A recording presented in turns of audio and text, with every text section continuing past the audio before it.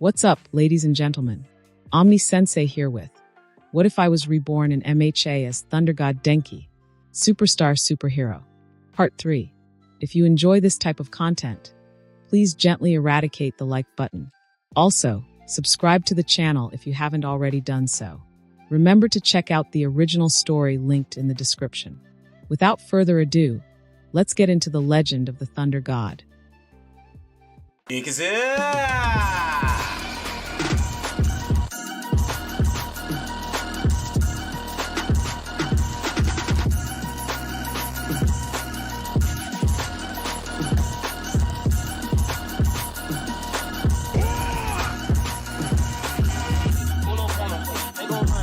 Yeah, just a lot to take in, that's all. New school, new people. You know how it is. The memory of Yaoyorozu Momo inviting Kaminari over to her place flashed through Jiro's mind again, making her feel a bit irritated. Yeah, the sound of the wind over the phone did little to mask Jiro's mood, and it didn't go unnoticed by the boy on the other end. His normally soft gaze hardened with concern. Was Jiro being bullied at UA? He clenched his jaw at the thought, frustrated at his own failure to get into the hero course. If only he had spent more time on his studies. But instead of confronting Jiro directly, he switched the topic with a casual tone, trying to lift her spirits by talking about things she liked. By the way, have you met that Kaminari Denki? Kaminari, what about him? Jiro's brow furrowed. She suddenly had the urge to end the call. Hey, did you already forget? The boy let out a small laugh. Weren't you the one who said you wanted to start a band with Kaminari? I've been waiting to hear how that's going. He was fully behind the idea, not only because he admired Kaminari's music, but also because it would be a way for him to stay close to Jiro, even if they were in different schools. It seemed like a win-win to him. A band. For some reason, that word sparked a faint light in Jiro's eyes, a fire that had been nearly extinguished by the day's events. If I start a band with Kaminari, does that mean we'd be spending a lot of time together? She wasn't sure why she felt this way. She couldn't even explain to herself why she felt the need to be around Kaminari so much lately. Only that she didn't like the idea of him being alone with Yaoyorozu Momo. I'll talk to Kaminari about it tomorrow. Great, don't forget this time. And maybe introduce me to him when you get the chance, the blue-haired boy teased, trying to lighten the mood. Don't worry, I won't forget, Jiro said with newfound resolve, then quickly ended the call. Her finger hovered over Kaminari's contact number on her phone. Although she said she would talk to him about it tomorrow, she was tempted to call him right now. But then again, he was probably still studying with Yaoyorozu Momo at the moment. She didn't want to disturb him, especially since he seemed so invested in learning about electromagnetism. Glancing at the time, she finally sighed and locked her phone. I'll just tell him in person tomorrow. 7 p.m. Kaminari had gained a lot from Momo's help and was now on the Shinkansen back to Saitama.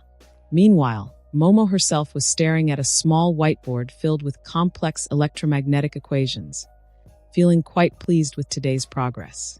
Just a bit more, and he'll be caught up, she murmured to herself with a satisfied smile. However, remembering the speed at which Kaminari absorbed the material, she couldn't help but feel a little troubled. It looks like I need to start preparing more advanced material, or else I'll run out of things to teach him soon. With this thought in mind, she put down the crystal glass in her hand and turned to the elderly butler standing behind her. Please move all the books on electromagnetism to the study. Yes, miss, the butler replied with a courteous bow. On the train, Kaminari leaned against the window, quietly contemplating Yaoyorozu Momo's quirk. He found himself enjoying this quiet time alone, lost in thought.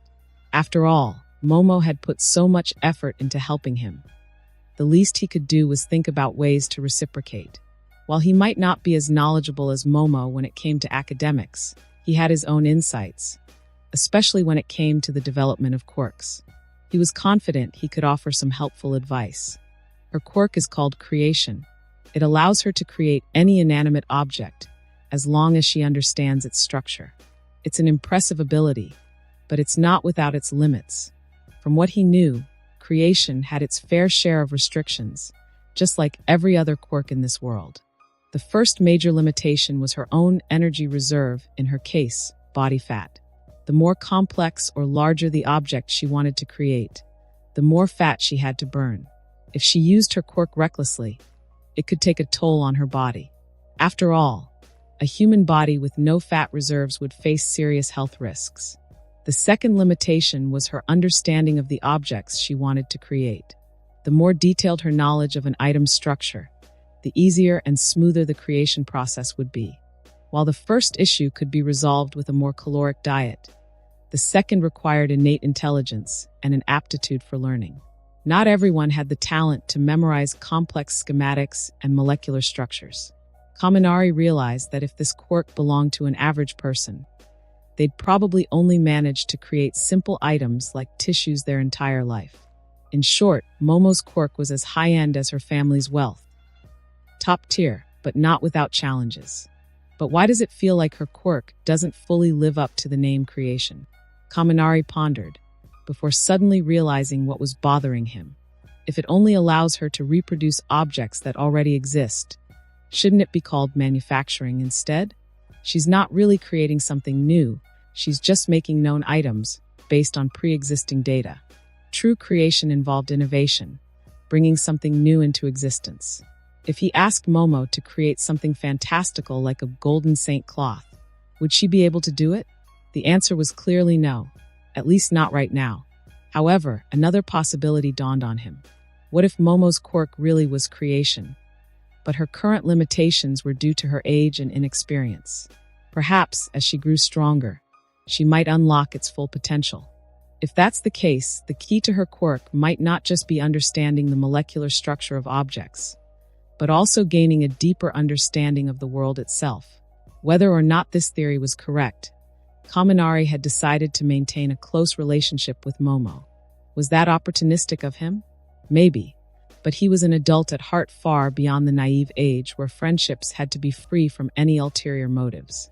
Besides, he didn't have any bad intentions. He genuinely valued her potential and had elevated her position in his mind because of it.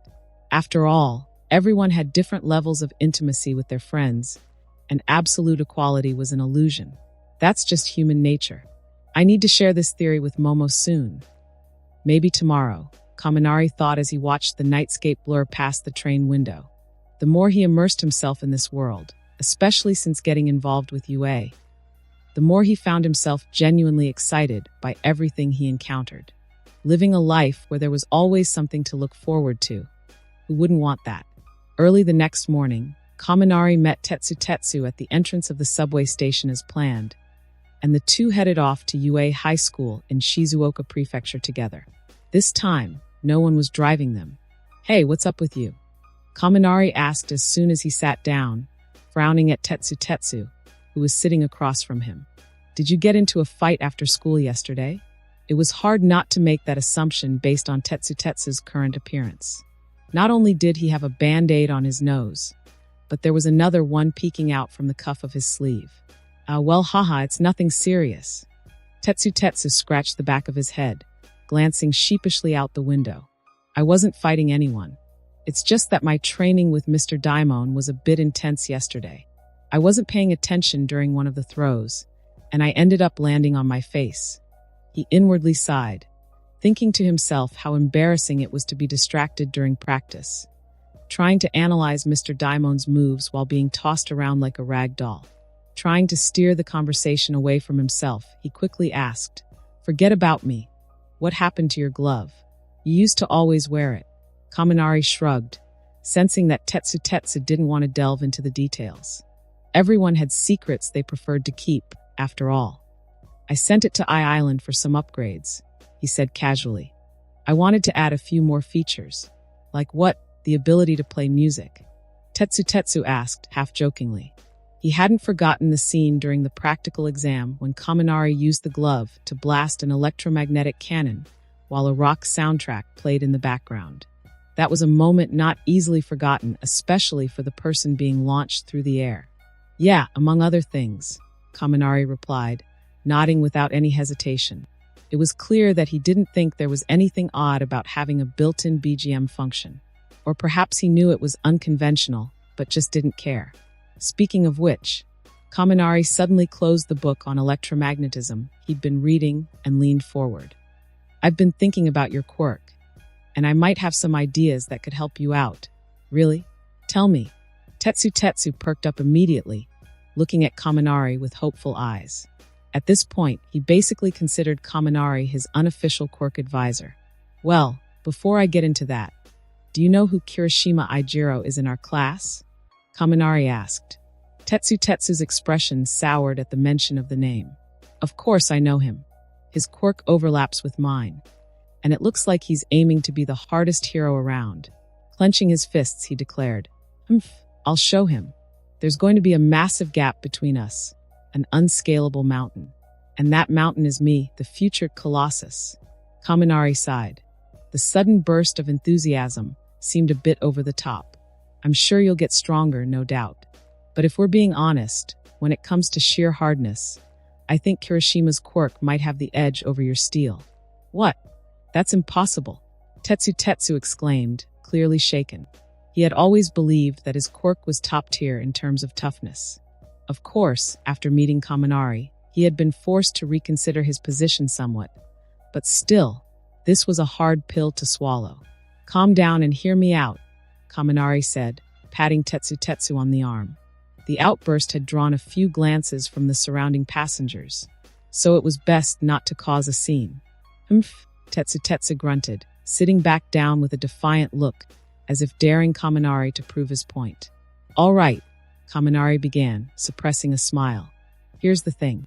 Kirishima's quirk is called hardening. He can harden his skin either globally or locally. While that might sound similar to your steel, I'm not talking about the similarities, but rather the potential upper limits. Your quirk's limit is defined. Steel has a fixed hardness. But for Kirishima, it seems like there isn't an obvious cap on how hard he can get. Of course, I'm not saying that his hardening is limitless, but I'm guessing that his upper threshold is higher than yours. If that's the case, the gap might not be noticeable now, but as you both continue to grow, you might find it becoming more apparent. Tetsu was silent, trying to process Kaminari's words. Although much of what Kaminari was saying was speculation, it wasn't entirely unfounded. He couldn't deny the logic behind it, even if he didn't want to accept it. If what you're saying is true, then what can I do about it? He asked, his voice tinged with uncertainty. Kaminari grinned. I have an idea, though I can't guarantee it'll work. He didn't see guessing as a bad thing. In fact, many scientific breakthroughs started with a hypothesis, and considering they were only 15, they had the luxury of trial and error. Even if they failed, the experience would be invaluable. Tetsu's gaze stayed fixed on Kaminari, waiting for his friend to continue. Your first step is to focus on shaping, Kaminari said. Shaping, Tetsu repeated, puzzled. Yeah, Kaminari explained. Look at your hands when you use your quirk. He pointed at Tetsu's iron-covered fingers. Notice how they're slightly sharper now, and the way your hair hardens. It becomes like metal spikes. Tetsu looked at his hands, then touched his stiff, metallic hair. You're right, they do look sharper. So, Kaminari continued, I'm wondering if your quirk has hidden passive abilities related to shaping and sharpness. If your fingers and hair can take on sharper forms, why not other parts of your body? With the right training, you might be able to consciously shape different parts of your body, turning a passive effect into an active ability. Tetsu's eyes widened. If that were true, it would open up a whole new world of possibilities for his quirk. You mean, I could turn my entire arm or leg into a blade? He asked, excitement creeping into his voice. Exactly, Kaminari nodded. Start by focusing on the changes you feel in your fingers when you activate your quirk. Compare that sensation to other parts of your body. Once you can identify the difference, try to apply that feeling elsewhere. Kaminari knew that in this world, quirks were closely linked to the body's natural functions. Just as athletes could learn to control individual muscle groups, it made sense that someone could learn to manipulate the unique aspects of their quirk with enough practice. If Tetsu actually manages to pull this off, we might need to come up with a new hero name for him. Blade Man, Iron Slicer, Kaminari thought, grinning at the prospect. His old habit of brainstorming hero names had returned. Kaminari. As Kaminari and the preoccupied Tetsu walked into Class 1A, Yaoyorozu Momo, who had just arrived and hung her expensive school bag on the hook beside her desk, called out to them. "Good morning, Yaoyorozu." Kaminari greeted her with a smile, waving as he walked to his seat. After greeting a few other classmates, he pulled a sealed file folder from his Pikachu-themed backpack, a product made by his family's company. "What's this?" Yaoyorozu, who looked as polished as always, accepted the folder from Kaminari, her expression curious. "It's some suggestions and theories I've put together for the development of your quirk," Kaminari explained. "I thought it might be helpful. Take a look when you have time." Oh, thank you. Yaoyorozu's face lit up with surprise and gratitude. The folder felt substantial in her hands, and it was clear there was a lot of content inside. She immediately understood that Kaminari had put a lot of thought and effort into this. As the eldest daughter of the Yaoyorozu family, one of Japan's wealthiest and most influential families, Momo had always been surrounded by support. Even before she was born, a team of quirk researchers had been preparing for her potential quirk development.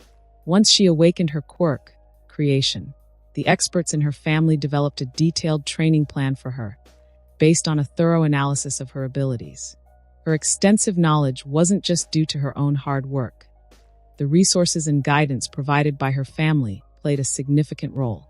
In fact, it was the analysis team's recognition of creation's potential that had led her to pursue a path in the hero course. Otherwise, as a member of such a prestigious family, a career in business management would have been a more traditional choice. Because of this background, the analysis and suggestions Kaminari prepared might not hold much technical value compared to the advice from professional researchers. But that didn't lessen the importance she placed on this folder. It was the first genuine, thoughtful gift she had received at UA, and the sentiment behind it meant a lot to her. "This is a token of appreciation for helping me," Yaoyorozu thought to herself, clutching the file tightly. "I need to keep it safe." Kaminari noticed how carefully she took the folder and felt a sense of satisfaction. He knew full well that the Yaoyorozu family had their own experts, and his analysis might not be groundbreaking for her. But he had still spent 2 hours compiling it. Was it a waste of time? Maybe. Was it pointless? He didn't think so. Many people hesitate to give gifts they've made themselves, worrying if they are practical or valuable enough. Kaminari believed that a gift's value wasn't just about its utility or price. It was about the thought behind it. Even if his suggestions weren't particularly useful, he was confident that Yaoyorozu would appreciate the gesture. Besides, as a time traveler, who's to say his insights didn't hold some worth? After 4 regular classes, Kaminari noticed something odd. Jiro, who usually came up to chat during breaks, seemed hesitant and kept stopping herself from saying something. This continued until lunch.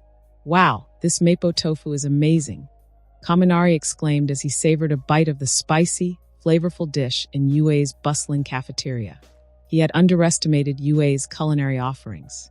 As a top-tier school, they certainly didn't cut corners, and the prices were astonishingly affordable. Only 1,000 yen for a plate of spicy tofu? That's practically a steal, he thought, comparing it to the cost of dining at a Chinese restaurant outside. "Kaminari-kun, do you really like spicy food that much?" Yaoyorozu asked, surprised as she watched him devour the fiery red tofu. She couldn't imagine eating something that spicy. Even Tetsu and Jiro, who were familiar with Kaminari's tastes, looked on with curious expressions. Spicy food wasn't exactly common fare for most Japanese people. "Yeah, I love it," Kaminari admitted with a grin, scooping another bite onto his spoon. "But it's pretty pricey outside, so I only get to enjoy it once in a while." Seeing how much he enjoyed it, they decided not to comment further. After all, personal tastes varied, and it wasn't worth making a big deal out of. Kaminari, Jiro finally spoke up, setting her water glass down nervously. I wanted to talk to you about something." Kaminari raised an eyebrow, sensing that this was the reason behind her odd behavior all morning. "I thought something was off with you today. You're not acting like the usual cool Kyoko I know." "All right, go ahead. What's on your mind?" Jiro hesitated again, but then took a deep breath.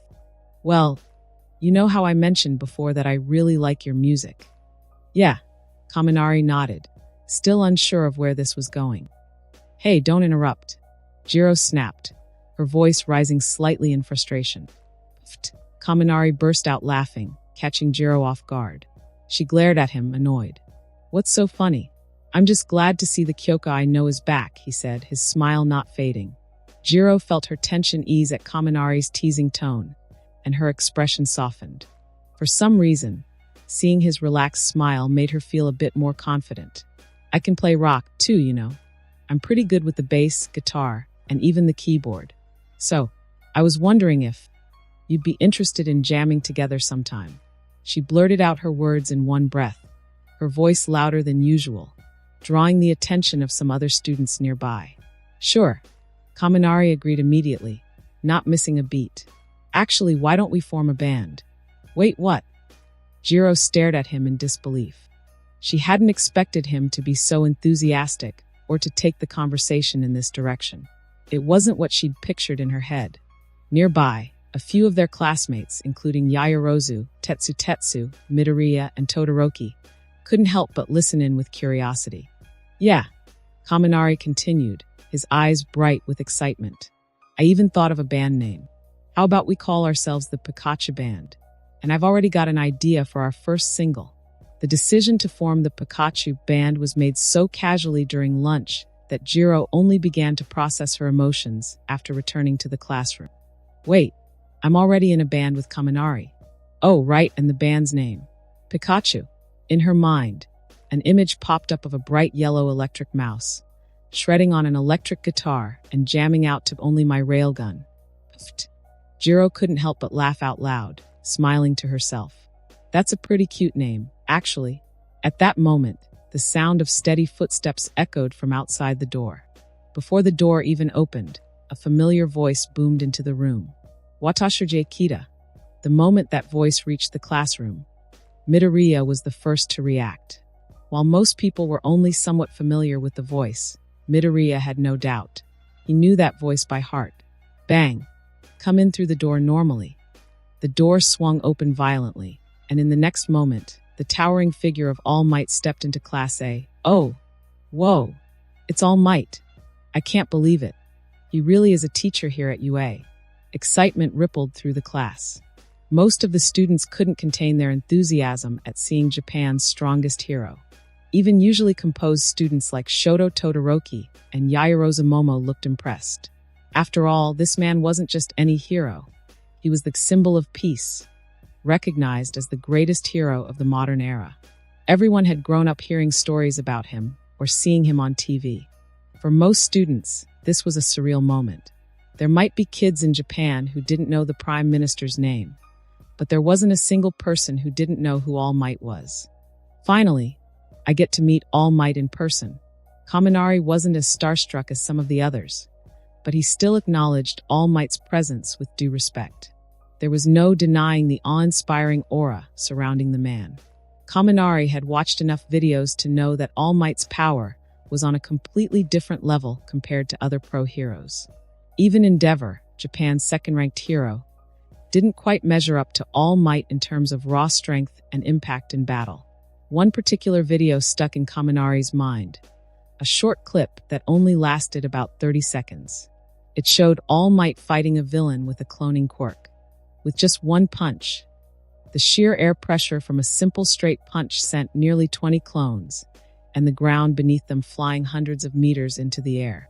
And in the final moments of the video, Kaminari could faintly see layers of clouds being dispersed by the force of All Might's punch, which he later confirmed after multiple viewings.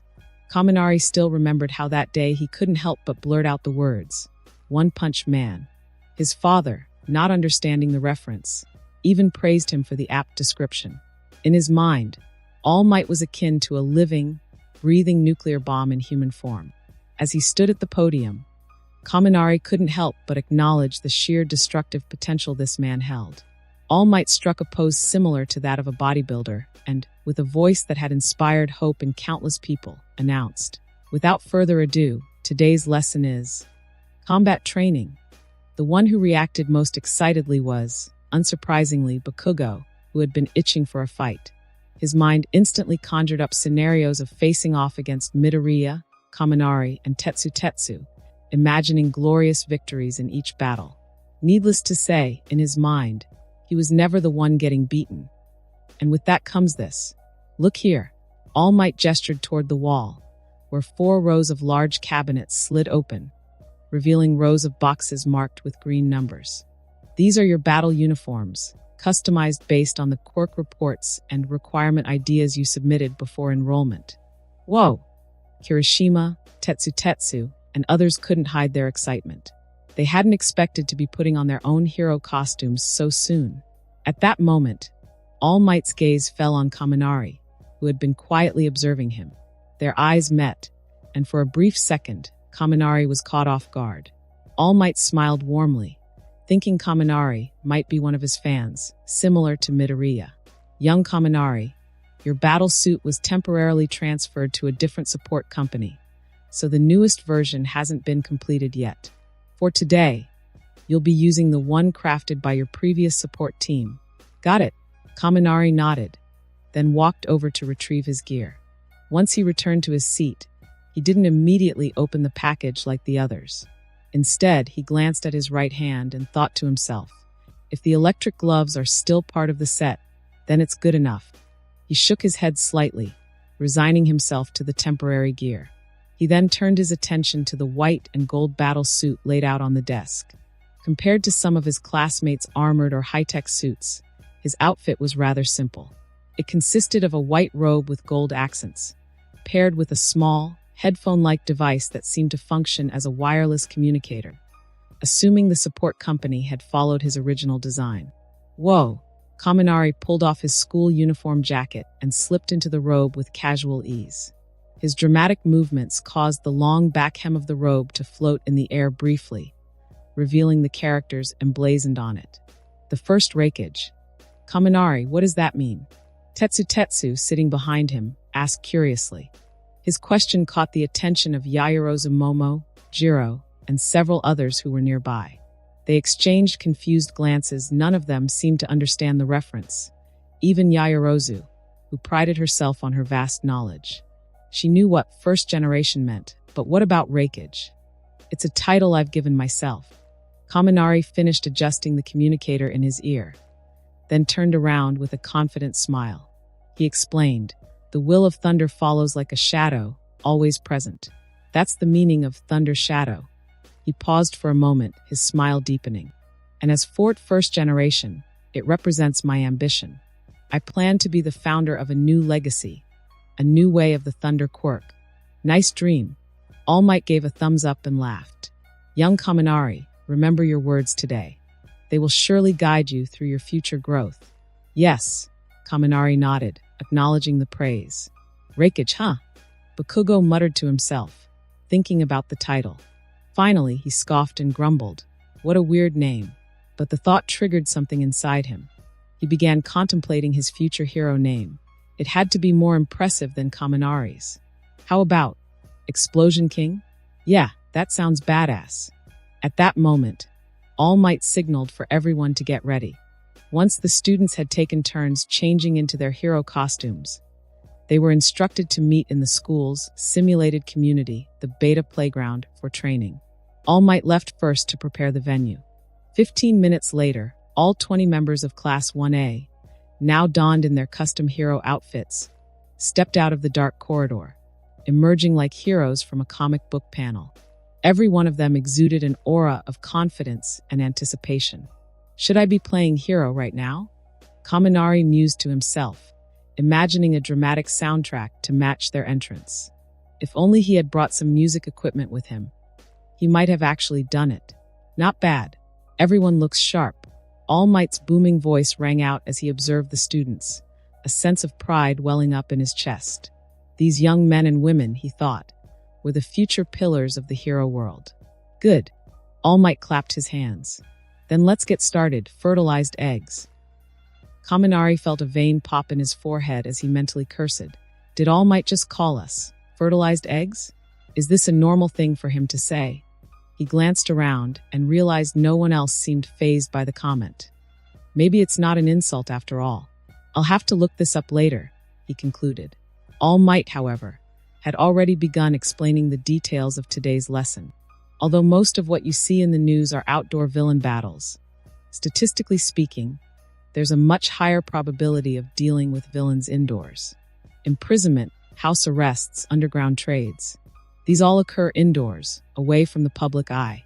He paused for a moment, coughing slightly before continuing. Ahem. Anyway, the most cunning villains hide in the shadows. Today's exercise will be a 2-on-2 indoor battle scenario. You'll be split into two groups, villains and heroes. The villains will hide a nuclear weapon somewhere in their stronghold, and it's the hero's job to locate and secure it within the time limit. The villains, of course, must protect it or capture the heroes to win. All Might paused again, giving the students time to process the rules before continuing. The location of the nuclear weapon is up to the villain team, so make sure to consider your quirks when deciding where to place it. Kaminari nodded to himself. Simple enough. Use quirks to either defend or attack in a confined space. Got it. The next part of the exercise involved randomly drawing names to determine the teams, which All Might had prepared in advance. He pulled names from two separate boxes, announcing the pairings. Group A, Midoriya Izuku and Uraraka Ochiko Group B. Shoto Todoroki and Shoji Mizo Group C. Yaoyorozu Momo and Minoru Mineta Group D. Bakugo Katsuki and Ida Tenya Group E. Ashido Mina and Aoyama Yuga Group F. Shiro Hanta and Kota Koji Group G. Kaminari Denki and Jiro Kyoka Group H. Tokoyami Fumikage and Azuitsu Group I. Ojiro Mashireo and Toru Hagakure Group J. Kirishima Ijiro and Tetsu Kaminari glanced at his partner, Jiro Kyoka, and then over at Tetsu, who had been paired with Kirishima. A smile tugged at his lips. Those two hard-headed guys together? That's going to be something. The students quickly gathered with their assigned partners, some of them shouting words of encouragement, others whispering quietly to discuss strategy. However, students like Bakugo and Todoroki remained silent, both exuding confidence that seemed to make them oblivious to their partners. Now, for the first match, All Might announced with his characteristic grin, pulling out two number balls from the black and white boxes. Group A will be the heroes. He pointed toward Midoriya and Uraraka. Group D will be the villains. He gestured to Bakugo and Ida. The rest of you, head to the control room to observe. As Kaminari followed the rest of the class to the dimly lit control room, his gaze lingered on Midoriya. This should be interesting. Let's see what your quirks are really about. Kaminari, Jiro's voice interrupted his thoughts as she leaned in close to whisper. You seem really interested in Midoriya. Kaminari blinked, momentarily distracted by her proximity before nodding. Yeah, I am. Don't you think his quirks are fascinating? He acts like he's got nothing special going on, but when he uses his power, it's like he's an entirely different person. I'm curious to see what he'll do in this exercise. The screens in front of them flickered to life, displaying different angles of the simulation area. Kaminari watched intently as Midoriya and Bakugo squared off. Midoriya's early moves were impressive, showing quick thinking and an almost preternatural ability to predict Bakugo's actions. Midoriya's clever, Kaminari thought, feeling a sense of appreciation for the boy's tactical skills. But how much of that comes from knowing Bakugo's moves ahead of time?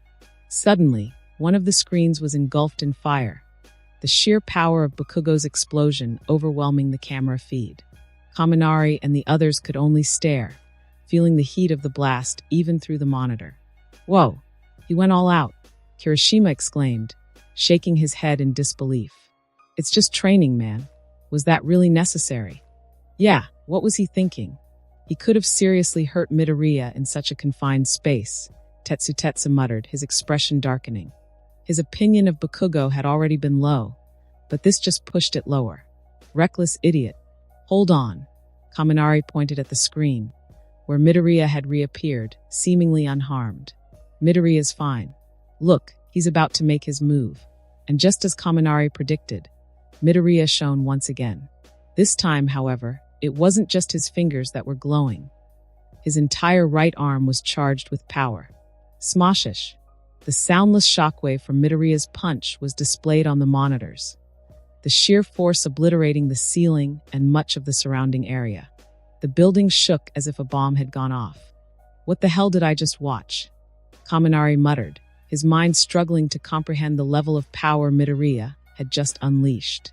It was similar to the destructive force of his own railgun, perhaps even stronger in terms of raw impact.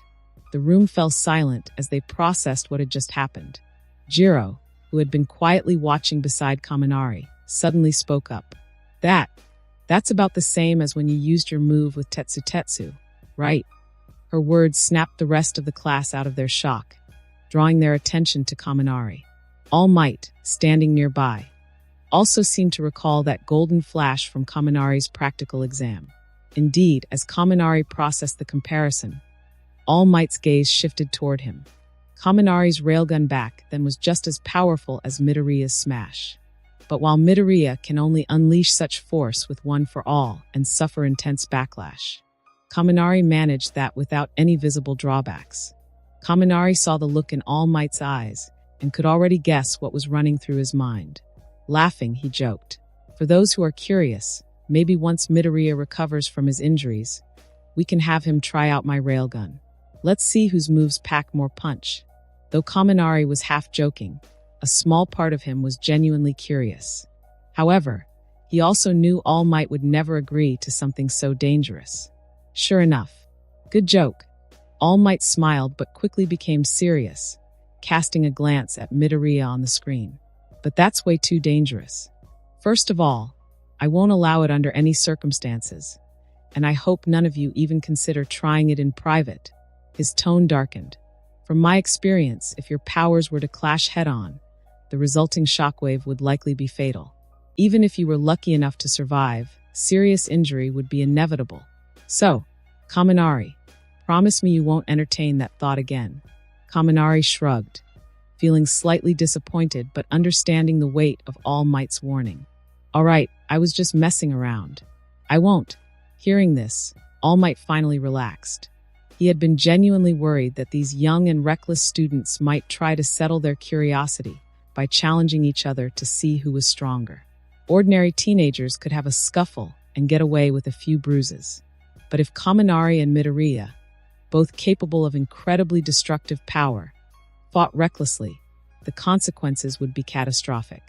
At that moment, Midoriya had already been transferred to the school's infirmary for recovery.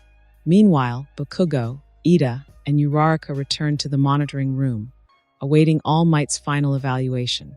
The outcome of the battle was clear. Midoriya's Group A won the training exercise.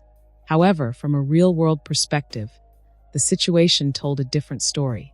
Neither Bakugo nor Ida had suffered injuries or been captured, whereas both Midoriya and Uraraka were incapacitated, one severely injured, the other barely conscious. In an actual combat scenario, their defeat would have been certain.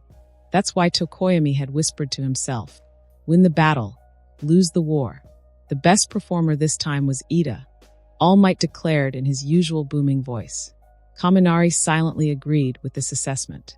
Midoriya and Bakugo had approached the exercise like it was just a school test, but they had overlooked a critical aspect. The essence of the hero course was to train them to be professional heroes. To truly succeed, they needed to approach every exercise with the mindset of a professional hero, not just students. Kaminari had grasped this idea during the entrance exam and used it to guide his actions, opting to tackle the 0-point robot despite knowing he might fail. He had focused on the bigger picture. Once Yaoyorozu finished her detailed analysis of the match, All Might prepared for the next round. "All right, let's move to a new location and get ready for the second battle." After relocating to another control room in a different building, All Might reminded everyone, "Be sure to reflect on Yaoyorozu's excellent feedback. Think carefully about it before you dive into this next match." With that, he reached into the black and white boxes once again to determine the teams.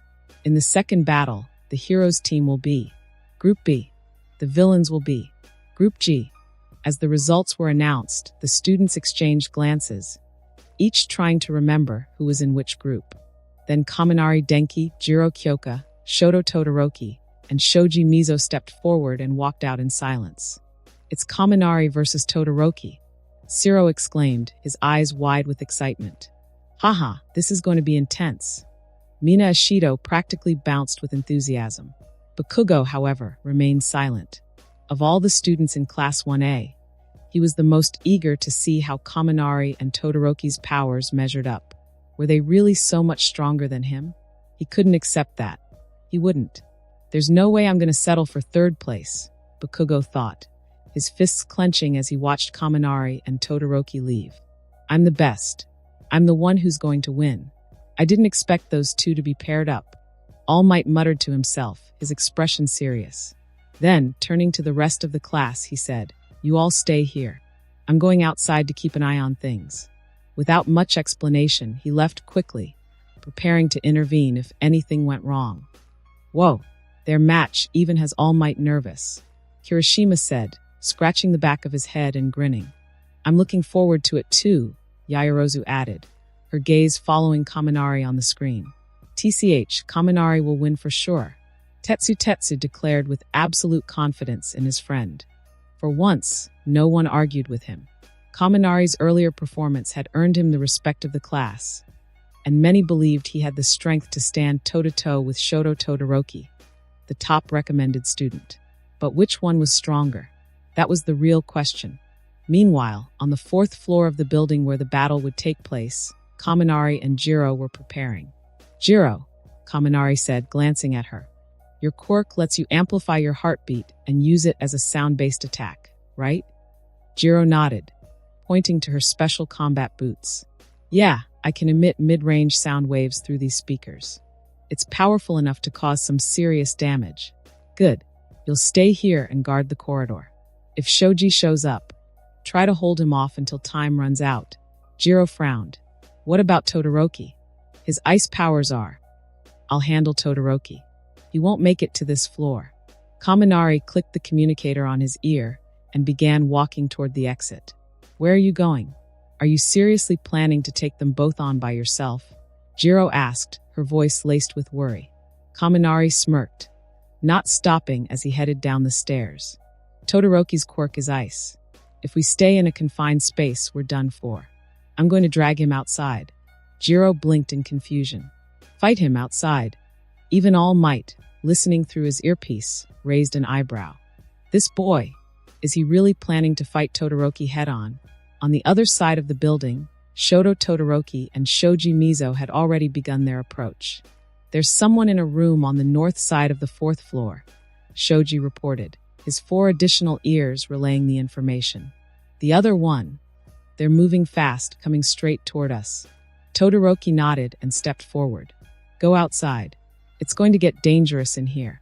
Before Shoji could respond, a bright golden light flashed from the dark hallway. The light intensified rapidly, accompanied by the crackling sound of electricity. "He's here," Shoji shouted. Todoroki's expression remained calm, but his movements were swift. He pressed his hand against the wall and activated his ice quirk. In an instant, the corridor was filled with thick, glistening icicles that shot forward, rapidly expanding and freezing everything in their path. "Your strategy isn't bad," Todoroki thought as he focused on the approaching light. "But there's a gap between us you won't be able to close." Sizzle. "What is that?" Shoji, standing behind Todoroki, suddenly felt a sharp pain in his copied ears, his vision blinded by an intense golden light. For a brief moment, he couldn't see anything at all. Asterisk crack. Asterisk the light, faster than sound, illuminated the room before the harsh, electric buzz reached his ears. But that wasn't what concerned Shoji. He had been hit by electricity. "Ah!" Shoji's scream lasted only a moment, the golden light and sound vanishing almost as quickly as they had appeared. When the light dimmed and the sound faded, Todoroki glanced around. His ice wall, cracked but still standing, had protected him, but something was missing. "He's gone." Todoroki frowned as he scanned the area, realizing that Shoji had disappeared. To be honest, he didn't fully understand what had just happened. After unleashing his ice attack, all he had heard was the rapid crackling of electricity, followed by the blinding flash of golden light. His instincts had kicked in just in time. allowing him to freeze the area around him, forming a protective wall of ice. But now, Shoji was nowhere to be seen. From outside, Kaminari's voice echoed, though his tone carried a mischievous edge. "Hey, hero, how about saying goodbye to your partner?" All Might, who was watching from a nearby rooftop, stared at Kaminari in mild disbelief. What's with these kids today? First Ida and now Kaminari. Why are they so eager to play villain? In the control room, the other students exchanged glances. Yaoyorozu, suppressing a smile, suddenly chuckled. He's rather charming when he's like this. Ashido Mina nodded enthusiastically. He's like the evil prince from a movie.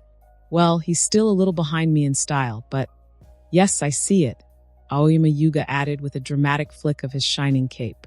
On the screen, Todoroki silently emerged from the building, locking eyes with Kaminari, who stood waiting outside. Poor Shoji was slumped against a nearby telephone pole, completely paralyzed, watching helplessly. I became a prisoner. Within a minute, Shoji sighed to himself, feeling a mixture of frustration and disbelief. How did you break through my ice?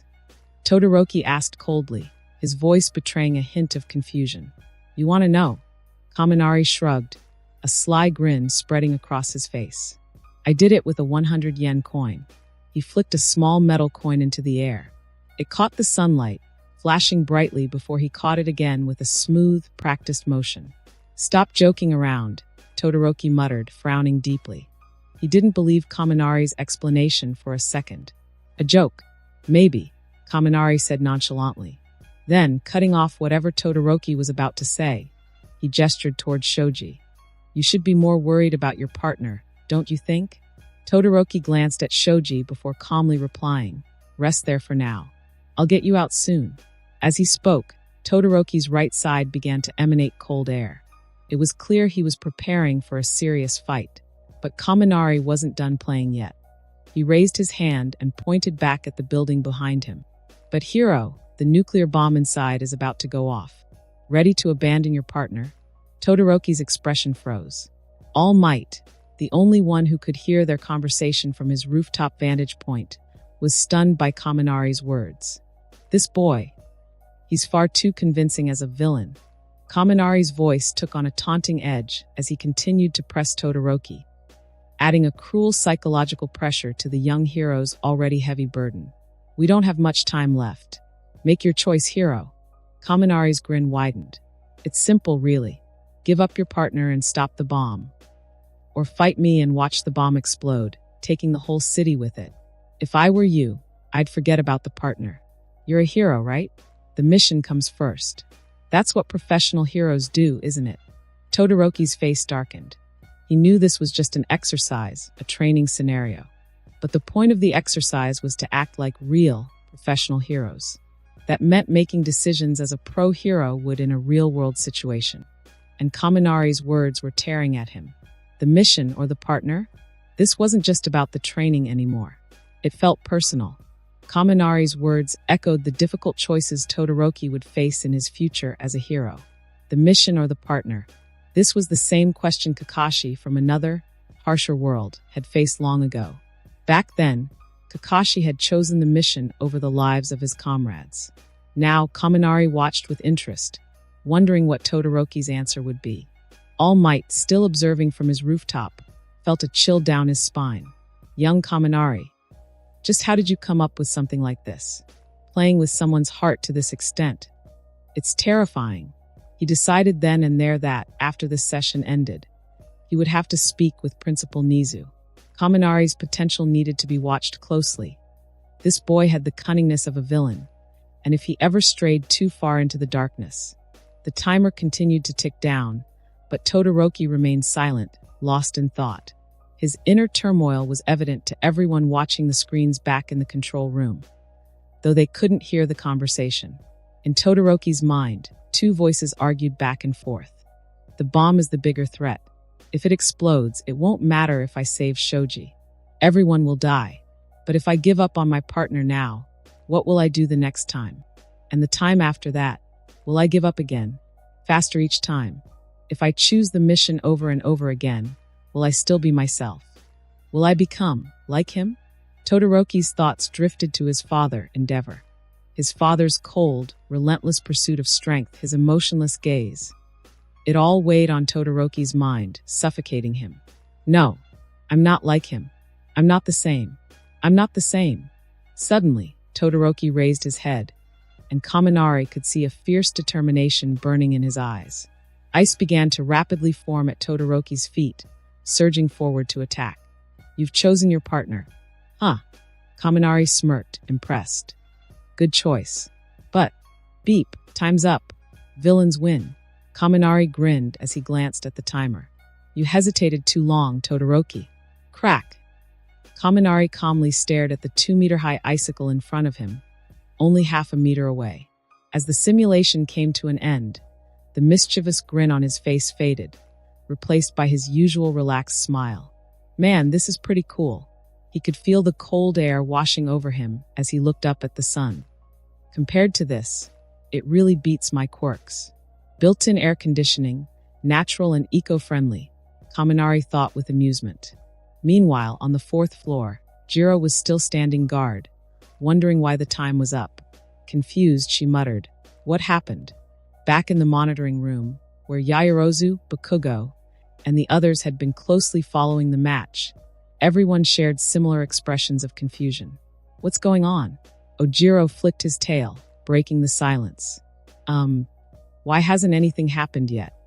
Kirishima scratched his head, puzzled by the lack of action. Todoroki didn't do anything? Why? Azui wondered aloud, tapping her lips thoughtfully. TCH. Bakugo clicked his tongue in annoyance, clearly unimpressed. Boring. Well, as long as Kaminari won, it doesn't matter, Tetsu grinned, completely unconcerned about the details. For him, the outcome was all that mattered. I don't get it. Yaoyorozu, who was usually confident in her ability to understand everything, shook her head in bewilderment, deciding to wait for Kaminari's explanation later. Down below the building, Kaminari stood in silence, waiting for Jiro to come down. All Might, standing between Kaminari and Todoroki, occasionally glanced at Kaminari with a mixture of curiosity and concern. After a long pause, All Might finally broke the silence, looking at Kaminari with a thoughtful expression. If it were you, what would you choose? Me? Kaminari didn't feel pressured. With a casual smile, he answered, I wouldn't hesitate. Remember, only kids worry about making choices. Huh. All Might blinked, caught off guard by the response. What do you mean? Todoroki, his voice still cold, asked, a slight trace of curiosity in his tone.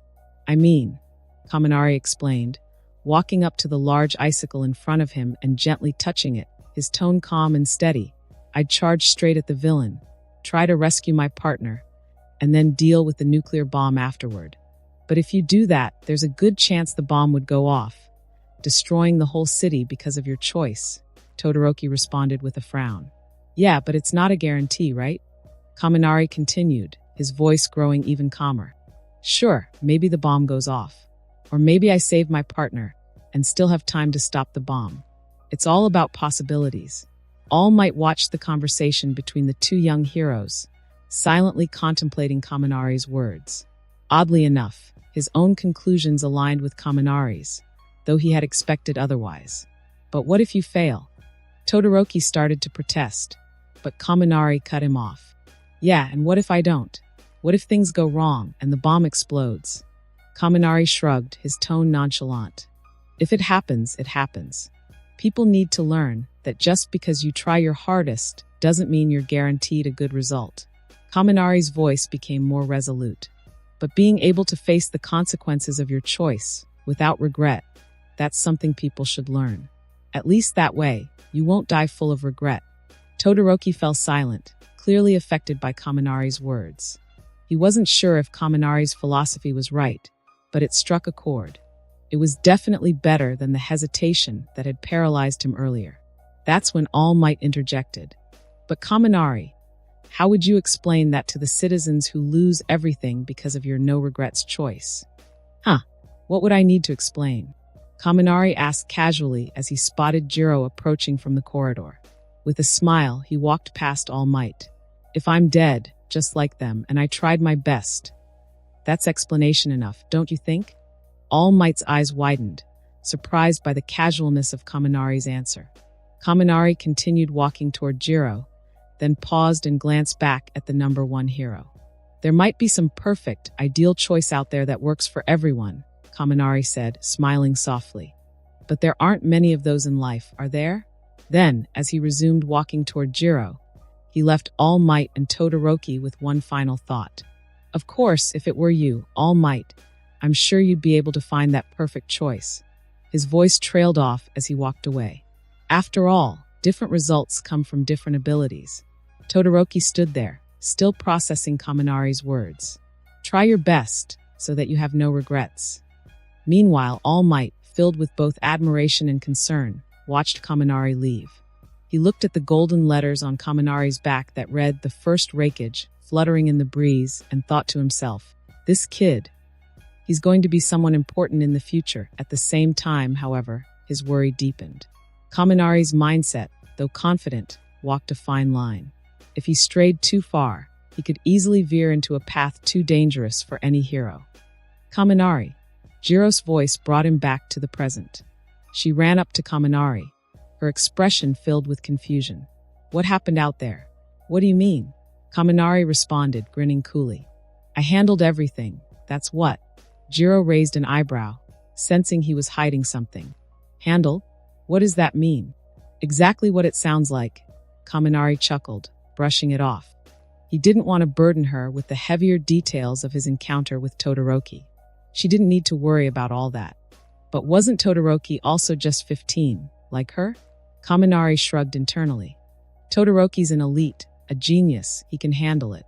I believe in him. Soon, All Might returned and announced the start of the third match.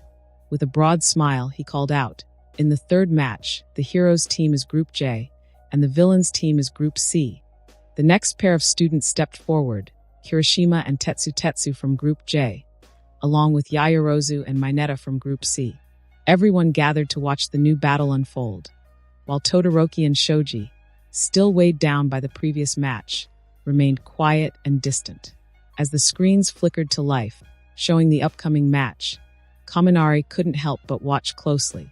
This time, it was Tetsu and Kirishima charging headfirst into battle.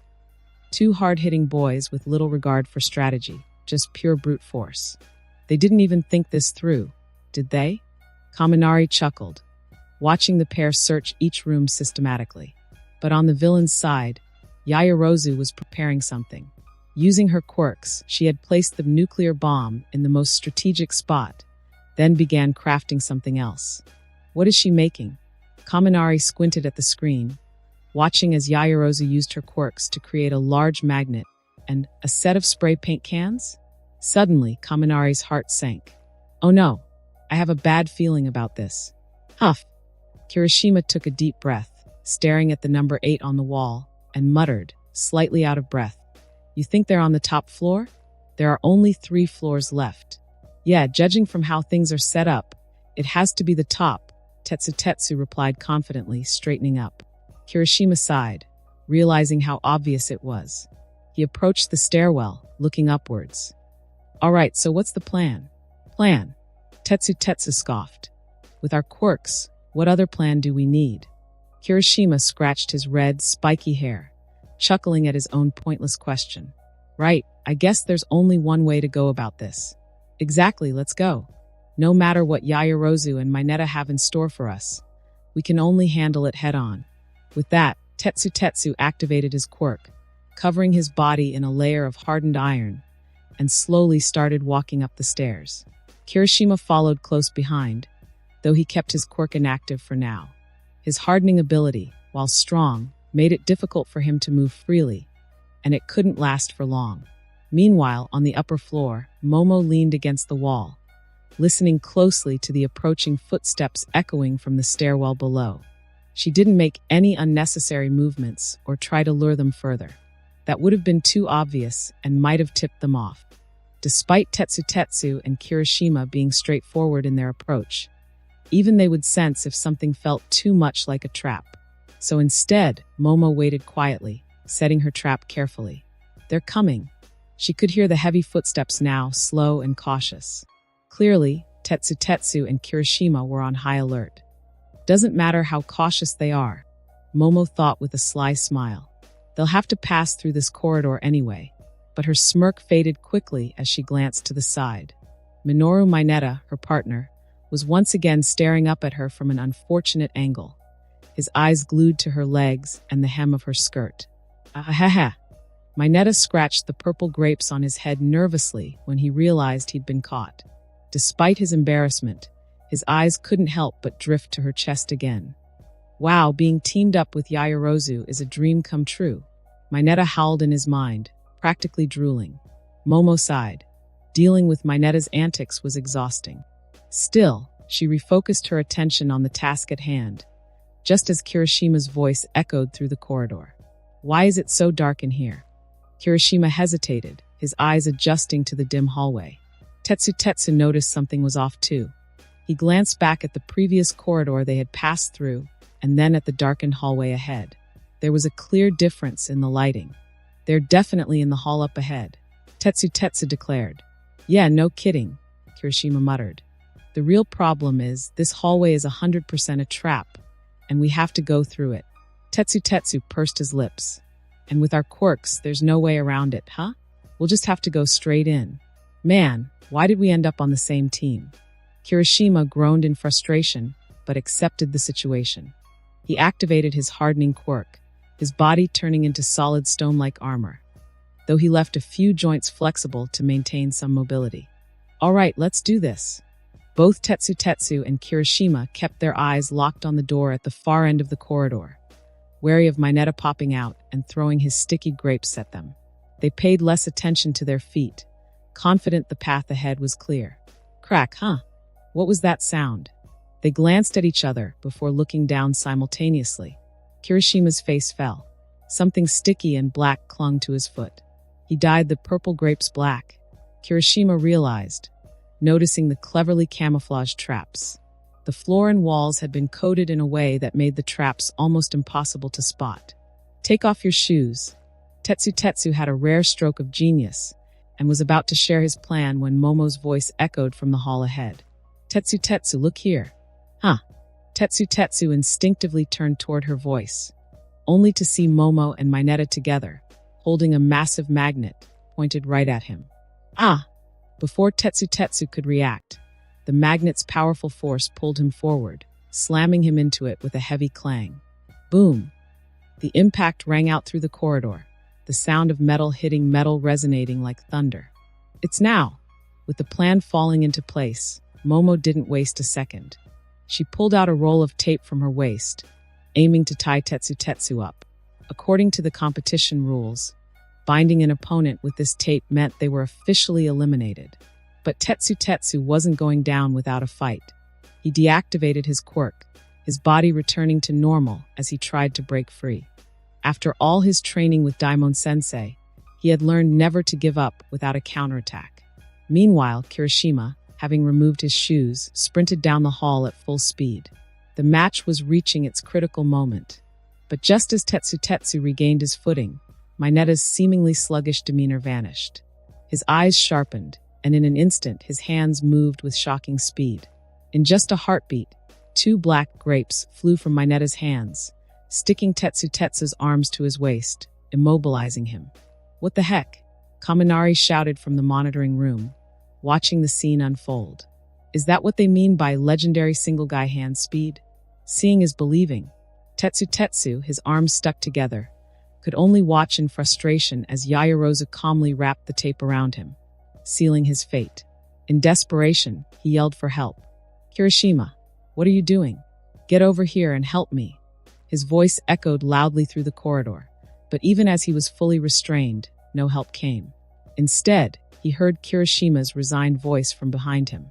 Forget it, man. We lost. Tetsu, still confused, didn't understand what had happened. But if he had been able to turn around, he would have immediately realized the problem. Kirishima had stepped on another black grape. There was no way Mineta would rely on just one grape trap. Under Momo's guidance, several carefully camouflaged grapes had been strategically placed along their path, trapping both boys. Back in the monitoring room, cheers erupted. especially for Momo's brilliant tactical performance. Even All Might, who had been quietly observing, was impressed. Well done, Yaoyorozu Momo. Excellent use of strategy and teamwork. Kaminari also couldn't help but feel amazed. He had previously thought those elaborate battle strategies in anime were exaggerated. But after witnessing Momo's plan in action, he was forced to reconsider. The so-called IQ crushing. Turns out it's real after all, he muttered to himself, smiling with newfound respect. Before long, the remaining groups finished their matches. Since each game only lasted 15 minutes, everything wrapped up within 2 class periods. Perhaps it was the intensity of the battle between Midoriya and Bakugo in the first game that set the tone for the others, making everyone approach their matches with heightened seriousness. As a result, the level of competition remained consistently high, leaving Kaminari deeply entertained. One particular individual who caught his attention was Tokoyami Fumikage. His quirk, a fusion of the mutant and emitter types, allowed him not only to possess bird-like agility, but also to summon a shadowy, bird-shaped entity. Kaminari couldn't help but feel curious about it. He wondered what it would feel like to touch that shadowy creature surely. It had to be an odd sensation, right? As for his earlier encounter with Todoroki, while it raised more questions than answers, it didn't seem to have much of an impact on the overall mood of the class. As Bakugo had bluntly put it, it was pretty boring. Finally, after the 7th period, the students of Class 1A wrapped up their day. Most of the teachers and students had already left the hero course building. Save for the few who still lingered like Kaminari, and a few others from Class 1A, Kaminari was just packing up his things when Kirishima and Ishido Mina approached him with a proposal. They wanted to wait for Midoriya and properly introduce themselves. "Sorry, I need to head home soon," Todoroki responded coldly, picking up his bag and walking out of the classroom without any further explanation. As for Bakugo, he had already left with a stormy expression, leaving the group no choice but to shift their attention to Kaminari and Yaoyorozu, who were also preparing to leave. Kaminari chuckled. "I'd love to, but I'm heading over to Yaoyorozu's house to study electromagnetism after school. So, maybe next time?" Seeing their disappointed expressions, Kaminari quickly added, "Don't worry, I've already memorized everyone's names." To prove it, he pointed at each one, reciting their full names perfectly. With a cheeky grin, he waved and followed Yaoyorozu out of the classroom. Yaoyorozu quietly followed behind him, her face filled with anticipation. To the casual observer, it might have seemed as though she was excited for a romantic evening. But in truth, she was simply looking forward to studying and teaching again. While Kaminari was handsome and talented, Yaoyorozu had grown up around many successful and attractive people. She didn't harbor any romantic thoughts. To her, this was purely an academic exchange, nothing more, nothing less. The same went for Kaminari. He wasn't interested in underage girls, regardless of Yaoyorozu's maturity and developed appearance. His focus was on his goals and ambitions. He had no time for distractions like love. But as with life, things rarely go as planned. Who knows what the future holds? Only time will tell. Kaminari. Just as the luxury car from Yaoyorozu's family arrived at the school gates, and Kaminari was about to get in, he suddenly heard a voice calling his name. "Kyoka, what's up?" Kaminari turned around in confusion, noticing Jiro approaching. Yaoyorozu stood silently beside him, watching. Jiro seemed slightly out of breath, but she composed herself before speaking. "What you said this morning. Were you serious?" "What did I say this morning?" Kaminari asked, scratching his head before a grin spread across his face. "Oh, you mean the Pikachu band?" Jiro nodded, nervously clutching her bag. "Yeah, of course I was serious. Why wouldn't I be?" Kaminari said with enthusiasm. "How about tomorrow? It's Sunday and we're off school. We can head to my home studio, talk through the band's details, and maybe even work on our first track." Jiro's face lit up. "Really? That sounds great." Seeing her happy expression, Kaminari smiled back. "Yup, no problem at all. It'll be fun." With that, Jiro waved goodbye to both Kaminari and Yaoyorozu, quickly hurrying back toward the school, likely to join Kirishima and the others for their little meeting. As Kaminari watched her retreating figure, He couldn't help but shake his head with amusement. What a cute girl, he thought to himself. Shall we? Yaoyorozu asked, stepping into the car with quiet excitement. Kaminari followed suit, grabbing the car door as he was about to step in when. Kaminari, see you tomorrow. He stopped mid-step, turning around in confusion, but saw no one there. Shrugging, he got into the car. As the luxurious vehicle began to drive off, none of them noticed the slender figure standing by the Hero course gates. Jiro Kyoka, once again, had come to watch the car leave, her eyes fixed on the glowing red taillights until they disappeared from view. She bit her lip, turned around, and walked back into the school. See you tomorrow, she whispered to the empty sky, her words carried away by the soft breeze. Meanwhile, back in the school, Midoriya had just returned to the classroom, his arm wrapped in bandages. In a different room, the teachers were gathering once more this time, led by Principal Nizu to review the audio and video recordings that All Might had brought back. This time, the room wasn't as crowded as earlier in the day.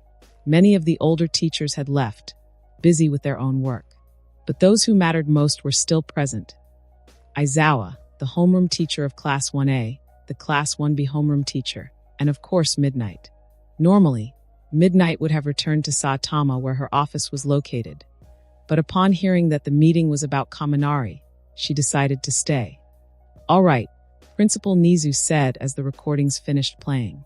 What do you all think? All Might's expression was unusually serious, while Aizawa remained contemplative. After a moment, Aizawa spoke up.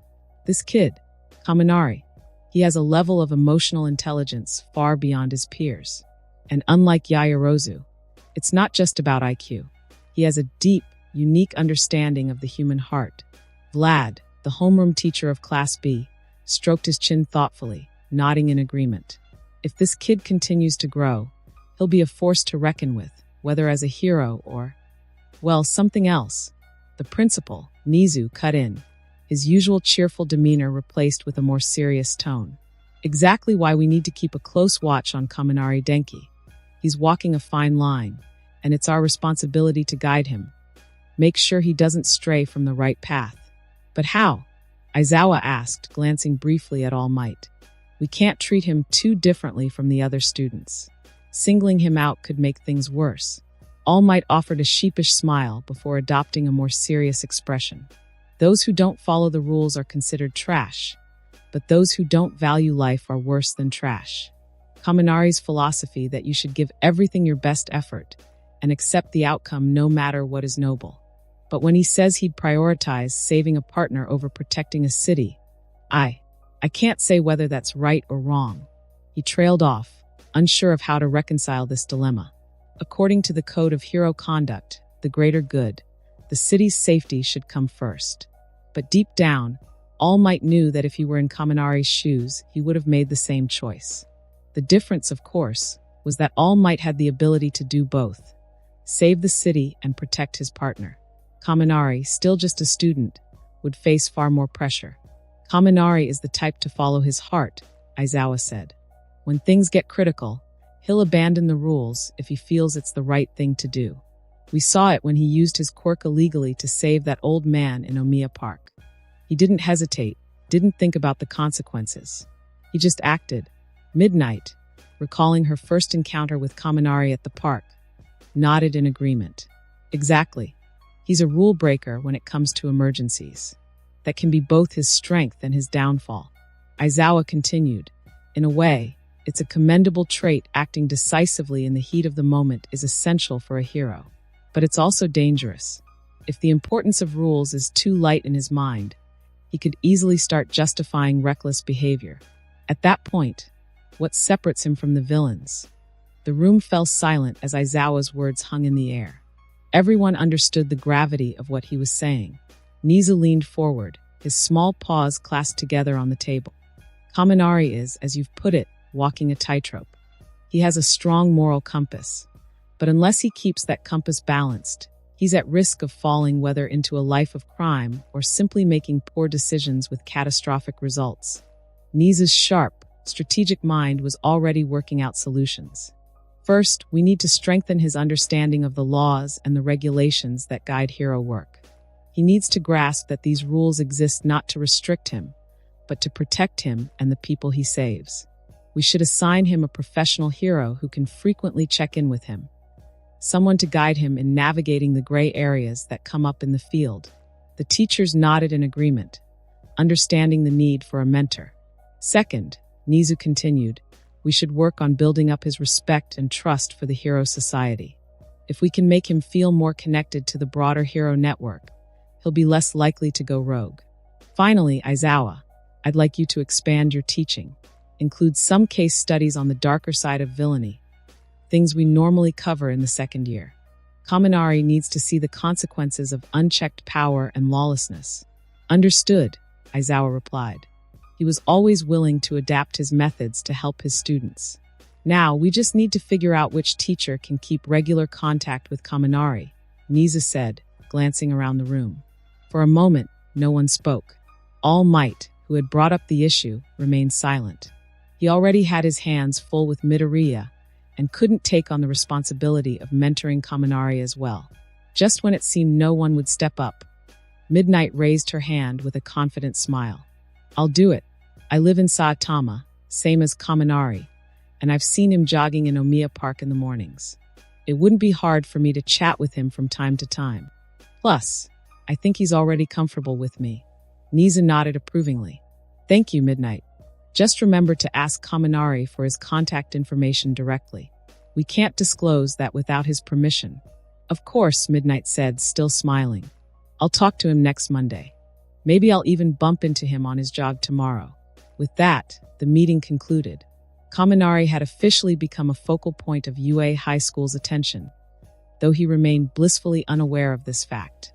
At that very moment, he was at the Yaoyorozu estate, sipping high-end tea while being tutored in electromagnetism by the ever-enthusiastic Yaoyorozu Momo.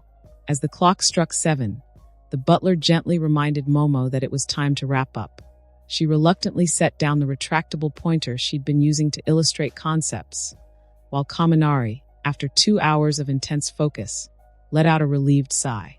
Learning electromagnetism from Yaoyorozu was no easy task, though he couldn't deny how much he appreciated her effort. Thank you, Yaoyorozu-san, Kaminari said earnestly, bowing his head slightly. You've been standing and teaching for 2 hours straight. I really appreciate it. Earlier, Kaminari had suggested she sit, but Yaoyorozu had insisted on standing, saying, I'm the teacher today, so I should look the part. Her dedication left him both impressed and touched. Yaoyorozu smiled warmly. It's no trouble at all. I'm happy to help. Kaminari, grateful beyond words, silently vowed to repay the kindness of the Yaoyorozu family one day. He couldn't shake the feeling that their generosity letting their daughter tutor him so freely came with an unspoken understanding. Whatever the reason, he knew he owed them. If I ever get the chance, I'll make sure to repay this favor, Kaminari thought to himself. The bond between him and the Yaoyorozu family had deepened. Yaoyorozu interrupted his thoughts with a question. Kaminari, would it be all right if I joined Jiro's band? Kaminari blinked in surprise. You want to be in the band? Do you play any instruments? She shook her head. No, I'm not really good with musical instruments. Then why? Kaminari asked, confused. She smiled sweetly. I thought I could be the band's manager. It seems like it would be fun, and I'd love to help out. Kaminari hesitated. Why choose us? There are plenty of bands you could manage. Because you're my classmates, she replied softly. And I feel like managing your band would be a wonderful experience. Sometimes, a girl's intuition is all you need. Just like the previous night, around 7:30 p.m., with the bright moon already hanging above the treetops, Kaminari returned home, feeling mentally drained. As soon as he opened the door, the familiar smell of food filled his nostrils, and the warm, comforting atmosphere immediately enveloped him. This was what home felt like. It was precisely this feeling that made him willing to take an extra hour-long train ride every day to get back here. My son is home. His mother was the first to notice Kaminari stepping through the door. Perhaps it was the sensitivity unique to women or simply a mother's instinct. Yeah, I'm back, Mom. Hi, Dad. Kaminari greeted while slipping into his bright yellow Pikachu slippers. He then handed his school bag to his mother's waiting hand. This was one of the little ways she showed she cared, so he never refused. Son, you won't believe it. About that Pokemon. His father, clearly excited, was just about to launch into something when his mother cut in, slightly displeased. Talk business later. Our son hasn't even eaten yet. Oh, right, of course. Ha ha ha. Kaminari's dad awkwardly rubbed his nose, realizing he had been a bit too eager. Seeing his loving parents, Kaminari smiled warmly. He changed out of his school uniform into casual clothes, quickly freshened up, and then eagerly dove into the home-cooked dinner his mom had left out for him. In fact, Yayarozu had invited him to stay and have dinner at her place, but Kaminari politely declined. He knew that had he stayed, he would have been treated to a lavish meal, the kind he'd likely never experienced before. But he still preferred his mom's home-cooked meals. Someday, I'll treat my parents to a fancy meal too, he thought to himself as he enjoyed the food. After dinner, his mom gathered the dishes with a gentle expression, while Kaminari settled onto the living room sofa to chat with his dad. Dad, what was it you wanted to tell me about Pokemon? Kaminari asked, his curiosity finally piqued. Ah, right. His father perked up, looking relieved to finally share the news. Our company hit a stroke of luck. You know the Mitsui Corporation, right? Somehow, they found out we were planning to produce a Pokemon comic series. And get this, a rep from Mitsui's animation production branch actually came by. Mitsui, them again? Kaminari's expression darkened with suspicion. He recalled how Mitsui had unexpectedly taken over the production of hero costumes. And now this? But I don't remember knowing anyone at Mitsui, he muttered to himself.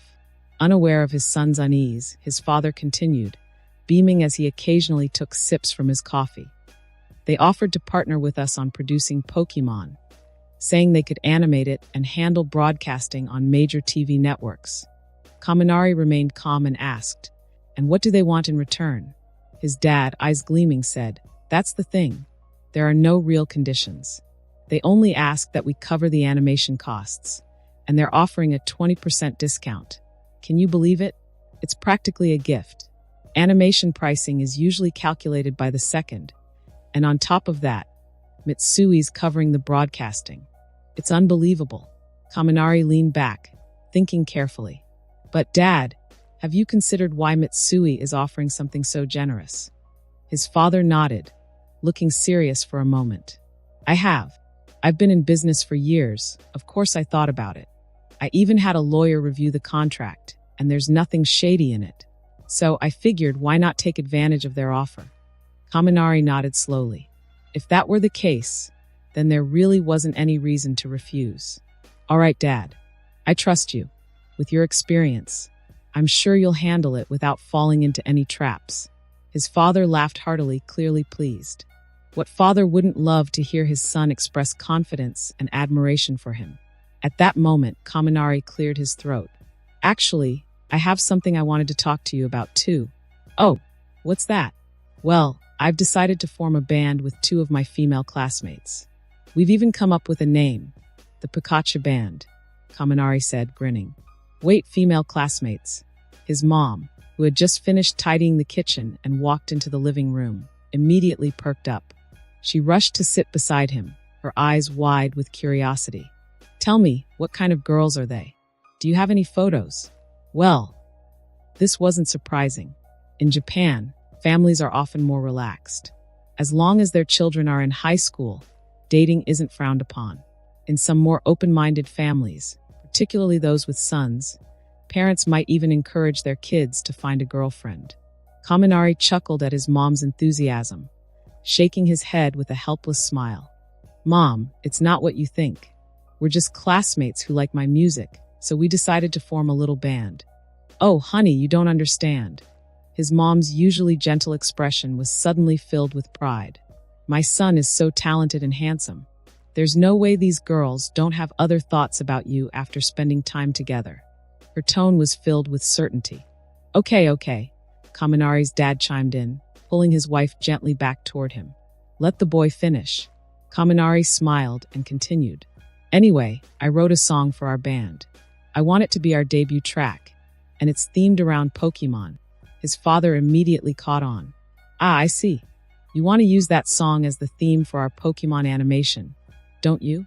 Kaminari nodded, and his dad, already thinking it over, said, that could work.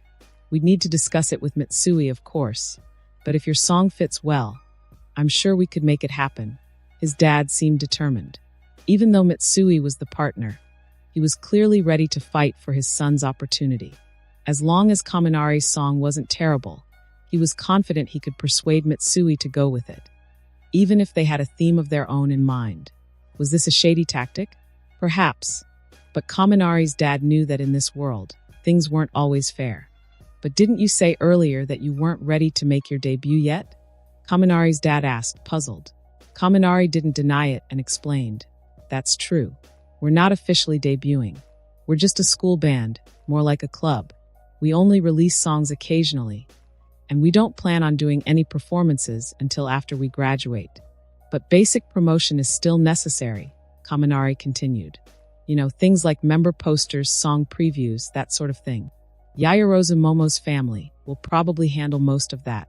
Wait, did you just say Yayarozu? Both his mom and dad perked up immediately. The Yayarozu family was one of the wealthiest in Japan, easily rivaling the Mitsui family. Kaminari hesitated before replying. Yeah, one of the 2 female classmates I mentioned before is the eldest daughter of the Yayarozu family. She's agreed to be the manager of our band. He hesitated because he knew this information could overwhelm his parents. In a socially stratified place like Japan, families like the Yaoyorosis weren't just wealthy, they were practically royalty.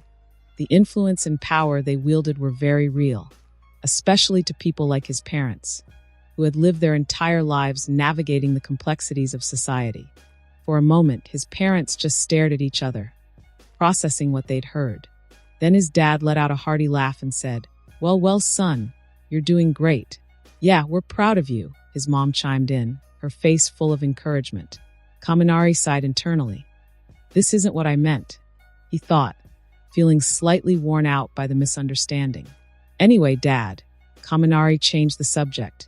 Tomorrow's Sunday, and I was thinking of bringing my bandmates to the company around noon. We'll meet with Dao to record a new song. Sounds good, his dad said enthusiastically. I'll call the cleaning crew right away and have them tidy up the office tomorrow morning. Though he wasn't exactly thrilled about the idea of the eldest daughter of the Yayarozu family visiting his company, Kaminari's dad still saw it as an opportunity, a rare one at that.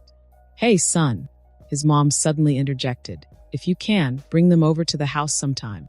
Sure, if there's time, Kaminari said, though he didn't make any promises. By the way, his dad asked, what's the name of your new song? The title is Gotta Catch 'Em All. Kaminari replied with a grin. The next day, March 4th, was the first weekend break since Kaminari and his classmates had started their school year. Finally, a chance to relax. It was around 11 a.m. The early spring sun was warm but not overpowering, and a gentle breeze made the weather feel perfect. The kind of day where couples would want to go out and enjoy themselves. Kaminari was standing near the entrance of the subway station closest to his dad's company, watching couples stroll by with mild amusement. He wasn't there to people watch, though. He was waiting for Kyoka. As for Yayarozu Momo, Kaminari was pretty sure she wouldn't take the subway. She'd probably show up in a luxury car any minute now. And sure enough, as the saying goes, speak of the devil and he shall appear. Kaminari spotted Momo stepping out of an expensive car. Kaminari. Hey, Momo. Kaminari greeted her, a little puzzled as he looked at her outfit. Why are you dressed so formally? Momo was wearing a sleek, custom-tailored business suit, looking completely out of place for a casual band meetup. This is formal, she said with a proud smile, looking down at her fitted suit. As the band's manager, I'm meeting your uncle at the company today, so of course I have to dress the part. She twirled playfully and asked, What do you think? Do I look good? Her polished appearance had already attracted plenty of attention from passers-by, particularly from men who weren't even trying to be subtle, much to the dismay of the women they were with. You look great, Kaminari replied, though honestly, with her natural elegance, Momo would have looked amazing even in regular clothes. Just then, another voice called out, Kaminari. Kaminari turned to see Kyoka climbing the subway stairs, carrying a large base case over her shoulder. She was a bit out of breath, a sheen of sweat glistening on her forehead. "Here, let me take that," Kaminari said, stepping forward to grab the base case from her. Kyoka didn't protest, just gave him a shy smile. However, when her eyes landed on Momo, she froze momentarily before quickly returning to her usual self. Who's this?" Kyoka asked, eyeing Momo curiously. "Wait, Kaminari didn't tell you?" Momo asked in surprise, glancing at Kaminari. She extended a hand to Kyoka, introducing herself. "I'm joining the Pikachu band as the manager. It's nice to meet you." "Ah, right. Sorry, I didn't expect this," Kyoka said, a bit flustered, but quickly shook Momo's hand. They were classmates, after all, though Kyoka couldn't help but feel slightly out of place. Seeing Kyoka's discomfort, Kaminari scratched his head awkwardly. "Yeah, sorry about that. I meant to tell you last night, but I got caught up talking to my dad." "It's fine," Kyoka replied with a small smile, though she still felt like she had forgotten something. Just then, she remembered that there was someone else she hadn't told about today's plans. "Kazama, I'm sorry," Kyoka thought guiltily, realizing she hadn't updated her good friend, who was miles away. "I'll explain everything to Kaminari later." With two beautiful girls, each with her own distinct style walking beside him, Kaminari strolled down the street, attracting envious glares from the men around. "Well, even though I'm not an adult yet, this feels pretty good," Kaminari chuckled inwardly. It wasn't that he had romantic feelings for either of them, but come on, what boy wouldn't feel a little proud in this situation? Suddenly, a commotion erupted in front of them. "My bag! He stole my bag!" Kaminari, Kyoka, and Momo turned their heads to see a man wearing a cat-like mask sprinting past them, clutching a woman's handbag. Behind him, a middle-aged woman in a red dress, teetering on high heels, was chasing after him, yelling for help between labored breaths. "Kaminari!" Both Momo and Kyoka glanced at him expectantly, but Kaminari just shook his head and pulled them to the side, watching the thief dash by. "We should leave this to the patrolling heroes or the police," Kaminari whispered. "By law, we're not allowed to use our quirks on people unless it's an emergency. And without quirks, we'd probably get hurt trying to stop him." This wasn't like the time they'd saved the elderly man. Back then, it was a matter of life and death, and Kaminari hadn't hesitated to break the rules. But for something like petty theft, there was no reason to get involved and risk trouble. "Hey, it's broad daylight and you're grabbing bags," a new voice called out. A boy with messy purple hair and narrow, triangular eyes stood calmly watching the cat-head thief approach. Kaminari frowned, sizing him up. What's he planning to do? Use his quirk? He doesn't look like a pro hero. The boy appeared to be around the same age as Kaminari, so he probably wasn't licensed to intervene either. Is he just another hot-headed kid trying to be a hero? Kaminari wondered. The thief, now looking more desperate, snarled and raised his left hand, his nails suddenly growing long and sharp, clearly dangerous. Seeing this, Kaminari discreetly took out a 100-yen coin from his pocket, prepared to use it if things got out of hand. But to his surprise, the purple-haired boy didn't do anything. He simply stepped aside and let the thief run by, just like Kaminari had. The onlookers let out a collective sigh of relief, though many shot the boy disapproving looks. "If you're not going to do anything, why pretend to be brave?" some muttered. Kaminari also relaxed, letting the coin fall back into his palm. He was just about to leave with Momo and Kyoka when the boy spoke again. "Stop. Don't move." The crowd snickered at his words. "Here we go again," someone chuckled. Does he really think the thief is just going to stop because he said so? But strangely enough, the thief did stop. Less than 10 meters away from the purple-haired boy, the thief froze in place, unable to move. His eyes darted around in panic as if something invisible was holding him back, his body refusing to obey his commands. "Just stay there. The police or a hero will come for you soon," the boy said calmly. Then, turning to the crowd, he added, "Don't touch him until they arrive." Without waiting for a response, the boy turned and walked away, leaving everyone, including Kaminari and his friends, staring in shock. Within minutes, several heroes and police officers arrived on the scene. They found the thief still standing frozen, looking bewildered.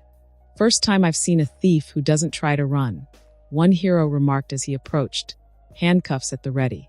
As soon as the handcuffs clicked around the thief's wrists, his body unfroze, and he collapsed to the ground in confusion. He seemed just as surprised as everyone else. What just happened? Kaminari muttered to himself as they continued walking toward his father's company. He couldn't stop thinking about the mysterious boy and his strange quirk. This is the first time I've seen an ability like that. It was almost like mind control, Kaminari thought, replaying the scene in his head. Based on the distance, it seems like he can control people from afar, Kaminari mused. But there's got to be some kind of limit. If not, his quirk would be way too powerful, almost unfairly so. Kaminari also thought about his teacher, Aizawa's quirk, which could erase powers from a distance. But while Aizawa could stop someone's abilities temporarily, the boy's power seemed to completely immobilize his target. Kaminari, are you still thinking about that boy? Momo asked, breaking his concentration. Yeah, Kaminari admitted. His quirk was seriously impressive. I'm trying to figure out how it worked. If I ever run into him again, I'd like to ask.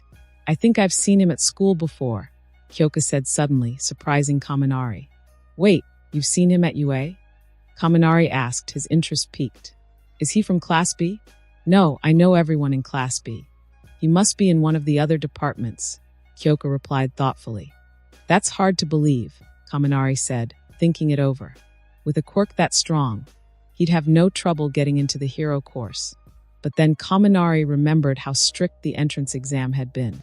Actually, I guess his quirk might not be suited for the kind of combat they test for during the exam. Still, it makes me wonder why UA doesn't consider abilities like his more carefully. By this time, the three of them had arrived at Kaminari's father's office building. Momo looked up at the structure and smiled. Kaminari, your family's company is pretty big. It feels like one of our headquarters. Kaminari chuckled awkwardly. Actually, we only occupy 2 floors.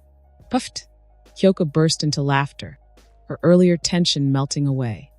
All right, let's head inside, Kaminari said, leading the way into the building. Meanwhile, in Shizuoka Prefecture, a blue-haired boy sat quietly, staring at his phone on the desk in front of him, waiting for a message. Kyoka, did you forget to mention me to Kaminari again? He murmured to himself. Behind him stood a brand-new electronic keyboard, waiting silently, just like its owner waiting for its first sound to be heard. Ding! The elevator doors slid open smoothly, revealing a bustling but orderly office space. Men and women in sharp suits moved efficiently around the area, each focused on their respective tasks. The low hum of work filled the air, faint conversations as files were exchanged. The sound of ringing phones promptly answered, and the rhythmic clicking of keyboards typing out reports. When the nearby employees spotted Kaminari and his friends, they greeted him with warm, familiar smiles, but nothing too formal. After all, they'd seen him countless times over the years. He was the president's son, after all. Looks like Dad didn't mention anything about Momo, Kaminari mused quietly as he led Kyoka and Momo toward the president's office. Wow, Momo exclaimed softly, her eyes lighting up with interest as she took in the surroundings. Kaminari, your family's company is really focused on Pikachu. There are so many of them around here. Yeah, it's like Pikachu paradise, Kyoka added, nodding toward the large 2-meter-high Pikachu posters that adorned the walls, along with various Pikachu-themed merchandise and stickers scattered throughout the office. Hey, what are those? Kyoka asked, pointing toward some posters near the floor-to-ceiling windows. They don't look like Pikachu. Kaminari and Momo followed her gaze. The posters showed 3 unfamiliar Pokemon, each with a Pokeball hovering above their heads, all in vibrant colors and unique shapes. Oh, those, Kaminari said with a smile. Those are the starter Pokemon. The red one is Charmander, a fire type. The little turtle is Squirtle, a water type. And the green one over there is Bulbasaur, a grass type. Shubie, what does that mean? Kyoka asked, tilting her head, her confusion making her look rather adorable. Kaminari chuckled. That's just the species name for Pikachu and the others. They're what we call basic Pokemon. Of course, Kaminari didn't mention that he had drawn these characters himself, at least the original 3. Beyond those, he'd created basic sketches of several Pokemon and planned to leave the rest of the designs to his mother and a team of professional cartoonists. They're really interesting designs, Momo said, clearly impressed. As someone with a keen business sense, she quickly grasped the potential behind what Kaminari's family was doing. Just Pikachu alone had built a successful company. Expanding it into an entire Pokemon world with multiple characters? The possibilities were endless. Son, Kaminari's father appeared, having just been notified by his secretary that they had arrived. He strode over to greet them, his eyes lighting up as he took in the sight of Momo and Kyoka. Well, mostly Momo. He was eager to meet the young lady from the prestigious Yaoyorozu family.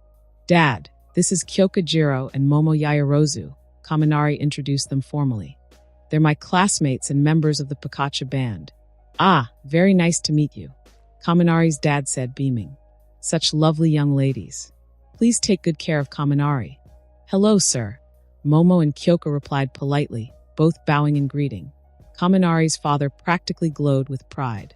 His son was clearly doing well, not only starting a band, but also bringing home such charming and capable friends. He couldn't help but think Kaminari was already much more accomplished than he had been at his age. Let's head down to the recording studio on the second floor, his dad said, pointing to the elevator. Dao should have everything set up for you. He led the way, eager to hear the song Kaminari had composed as the potential theme for their first animation project. Given the success of Kaminari's earlier work, he wasn't too worried. It would probably be great. Soon, they arrived at the recording studio, which was sleek and well-equipped. Dao, who was in charge of the technical side, had clearly taken his role seriously today. Instead of lounging around playing with his phone like usual, he was wearing a neat light blue suit, his hair carefully styled, and he even had a pair of glasses that added a touch of professionalism. All right, Kaminari's father said as they settled into the studio. They all gathered around a low-glass coffee table, sinking into the soft leather couches. Before we dive into the song, how much do you two know about Pokemon? Kyoka and Momo exchanged glances, then shook their heads. Momo answered, honestly, we don't know much beyond Pikachu and the few characters Kaminari just introduced. Kaminari's father smiled, not at all surprised. After all, Pokemon hadn't officially launched yet, so there wasn't much for them to know. That's all right, he said, reaching for a tablet on the table. He tapped a few buttons before handing it to them. Take a look at this. It'll give you a good idea of what the series is about. Kyoka and Momo leaned in, curious. The screen displayed a black and white comic cover featuring Pikachu perched on a young boy's shoulder. Clearly a younger version of Kaminari himself, though with a much more cute and playful look compared to his real-life self. Wait, the manga's already out? Kaminari asked, surprised. Haha, not quite, his dad laughed. We've only got the first 2 chapters finished. It'll take a while before the whole series is ready. Momo picked up the tablet and scooted closer to Kyoka, both of them intrigued. They hadn't expected Pokemon to feature Kaminari as the main character. This is so weird, Kyoka said with a smile, her eyes sparkling as she glanced at the chibi version of Kaminari on the screen. It's the first time I've known someone who became a comic book protagonist. Momo giggled as well. So, if this comic becomes popular, will we start seeing Kaminari merchandise too? Maybe figurines? Kaminari and his dad exchanged glances, both realizing that this could very well be a possibility. Kaminari turned back to the girls, grinning. If they make figures of me, would you guys buy them? Definitely, Kyoka blurted out, then immediately blushed, realizing how quickly she'd responded. She tried to hide her embarrassment with a sheepish smile, while Momo laughed beside her. Ha ha ha, Kaminari's father burst into laughter. It looks like we won't have to worry about the sales of Kaminari's merchandise in the future. However, Momo had a different take on it. We're classmates, and we're also part of the same band. Shouldn't Kaminari's merchandise be gifted to us? Haha, of course. Absolutely. Kaminari's father replied enthusiastically. Whenever we launch new products, you two will be the first to get them. At that moment, Kaminari, staring at the tablet, suddenly had an idea. Dad, what if we added these two, he gestured to Momo and Kyoka, into the manga? They could go on adventures with me and Pikachu. Momo and Kyoka exchanged a glance, surprised but intrigued by the idea. It actually sounded pretty fun. Kaminari's father scratched his head, thinking for a moment. I'd have to run it by Junichi, our writer, and of course, we'd need to check with the Mitsui Corporation too. I can't give you an answer just yet. You guys finish reading those 2 chapters first, then let's start recording the song, he added, standing up. I'll have my secretary check on it in the meantime. He had a good feeling about this idea, though. After all, the comic was still in its early stages. Adding new characters or tweaking the storyline wouldn't be too difficult. Plus, having characters based on actual UA students would be a massive draw. UA High School was legendary in Japan, the dream school for so many young kids. Just the idea of a comic that featured real hero course students from UA would send excitement through the roof. Uncle, I'll need to check with my family about this too, Momo said apologetically. As the eldest daughter of the Yayarosa family, she couldn't just decide something like this on her own. Her family would definitely need to approve any public use of their name or image. Of course, that makes sense. Kaminari's father nodded in understanding. About 10 minutes later, after finishing the first 2 chapters of the Pokemon manga, Kyoka and Momo leaned back, digesting what they'd read. The story was definitely different from what Kaminari remembered from his past life. But for now, it still captured the same spirit of adventure and discovery. So it's about this 10-year-old kid named Denki who goes on a journey with Pikachu, Momo summarized. They travel together, meeting other Pokemon and battling along the way. Kyoka nodded thoughtfully. The theme song you've prepared, it must fit with that magical, adventurous vibe, right? Exactly, Kaminari said, standing up and clapping his hands. All right, let's get started. I'll do a solo run first, and then we can record it together. He handed a USB drive to Daigo and reminded him, this one's a bit different from my usual songs. It'll need some extra work in post-production. Dao, who was already in full work mode, nodded. Got it, he said, fully understanding the task ahead. Kaminari grabbed his guitar affectionately nicknamed Pikachu and headed into the recording booth. Kyoka and Momo stood by the glass window, watching him as he set up. Do you notice how different Kaminari seems when he picks up the guitar? Kyoka whispered to Momo. His whole vibe changes. Momo nodded, her eyes narrowing thoughtfully. He's completely focused. It's the same way he gets when we're studying together. She smiled slightly, recalling how serious Kaminari could be when he put his mind to something. Kyoka just stared at Momo, her words sinking in. Somehow, that comparison made her feel weird, maybe a bit jealous, though she couldn't quite place why. Meanwhile, in a hero agency office in Saitama City, Midnight the sultry and fierce pro-hero was seated at her desk, staring intently at nothing in particular. The steaming cup of green matcha tea beside her was completely ignored as she lost herself in deep thought. What exactly was that technique, she wondered. Why did it feel so dangerous? Her mind drifted back to early that morning, just before dawn, around 6 o'clock. She'd been at Omiya Park, under the pretense of jogging, secretly hoping to run into Kaminari. She wasn't there to flirt, but as his educator, she felt it was her responsibility to check in on him. She had dressed down for the occasion's simple white athletic wear, nothing too revealing. She wanted to keep it professional, despite her usual reputation for sultriness. She had taken her role as Kaminari's mentor seriously and opted for something more practical than provocative. In truth, she'd gone there hoping to accidentally run into Kaminari. And she did, but not in the way she expected. She spotted him running not at the park's entrance, but deeper inside, where fewer people usually went. Curious and sensing something unusual, she trailed him from a distance, her instincts as a hero kicking in. At first, she thought he was just out for a jog, but something about the direction he was heading seemed off. He was moving toward a secluded area, which immediately raised her suspicions. Choosing to stay back, Midnight activated her most basic tracking techniques, keeping herself hidden as she followed him into the thick, quiet woods. But then, to her surprise, she lost him. How? There was no way he could have just disappeared. There were no paths, just a small trail lined with cherry blossoms. Puzzled, She scanned the area but found no sign of him. That's when she heard it. A faint crackling sound, like electricity, coming from deeper within the trees. It wasn't loud, but in the silence of the forest, it stood out clearly. Following the sound cautiously, she came across a clearing, and what she saw next made her heart skip a beat. Hidden behind a tree, she peeked out to see Kaminari standing in the middle of the clearing, his right hand crackling with a bright, intense electrical charge. The sheer concentration of power in his palm sent a chill down her spine. "What is that?" she whispered to herself, watching in awe as golden lightning flickered and sparked from his hand. She had seen Kaminari use electricity before, but this was something else entirely.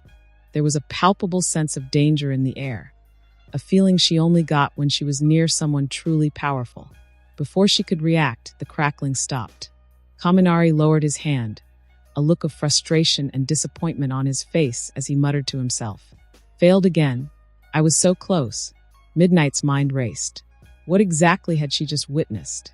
Recently, the news of All Might taking up his position at UA High School had begun to create ripples after fermenting for the past few days. Well, if you looked at the reporters swarming the school gates, you could see the impact.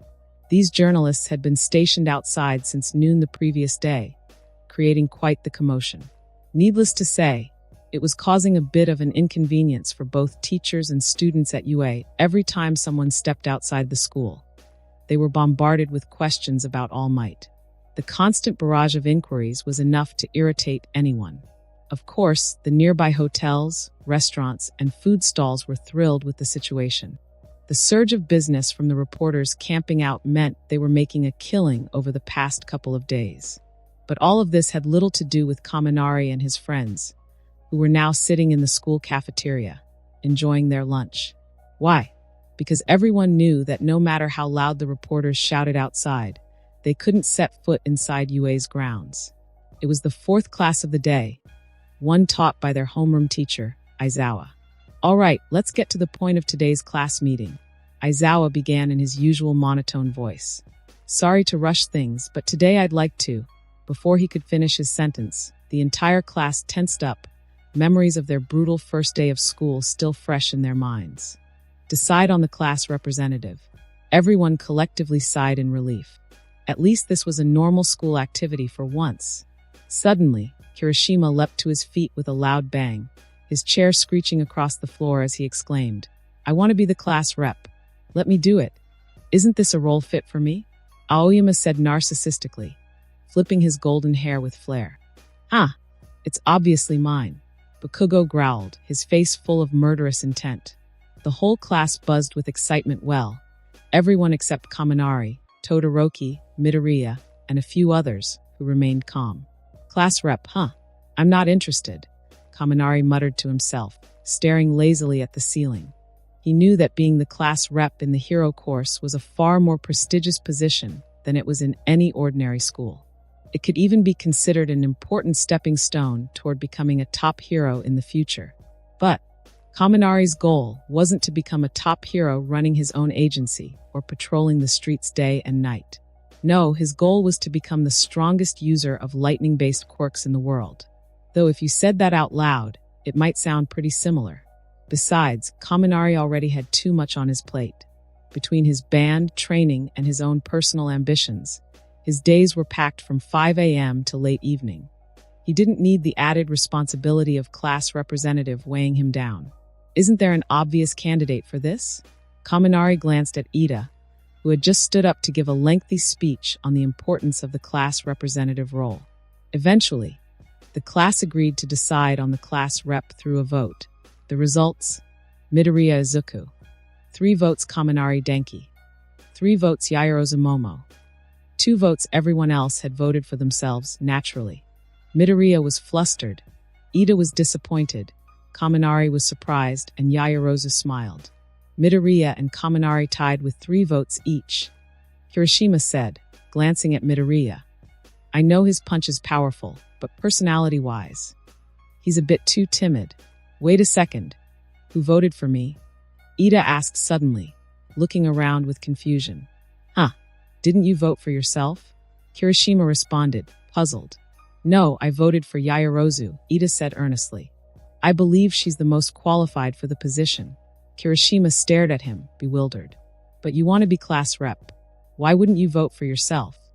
I voted for him, Kaminari said, interrupting the conversation. Instantly, all eyes were on him, including Ida's, who was now gazing at him with deeply moved eyes. Kaminari-san, thank you, Ida said, looking like he had just received the highest form of validation. Kaminari, you don't want to be class rep? Kyoka asked, her head tilted in confusion. Kaminari shrugged. Yeah, I'm not really interested in it. I honestly think Ida's the best person for the job. Kaminari-san. Ida was practically glowing with pride. Even if he didn't become the class rep, knowing that he had earned Kaminari's respect filled him with satisfaction. Someday I'll be as great as you. Kaminari gave Ida a puzzled look, wondering why he was so fired up all of a sudden. It's all right, Kaminari-san, Ida continued, standing up and giving his usual dramatic salute. I suggested the voting system, and so I will respect the outcome of the vote. Are the results finalized yet? Aizawa asked from where he was lying on the floor, cocooned in his sleeping bag. If so, hurry it up.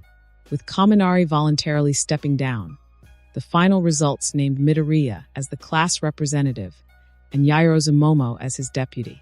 Though Midoriya was visibly trembling at the responsibility, the roles were officially set. When the class ended, it was time for lunch.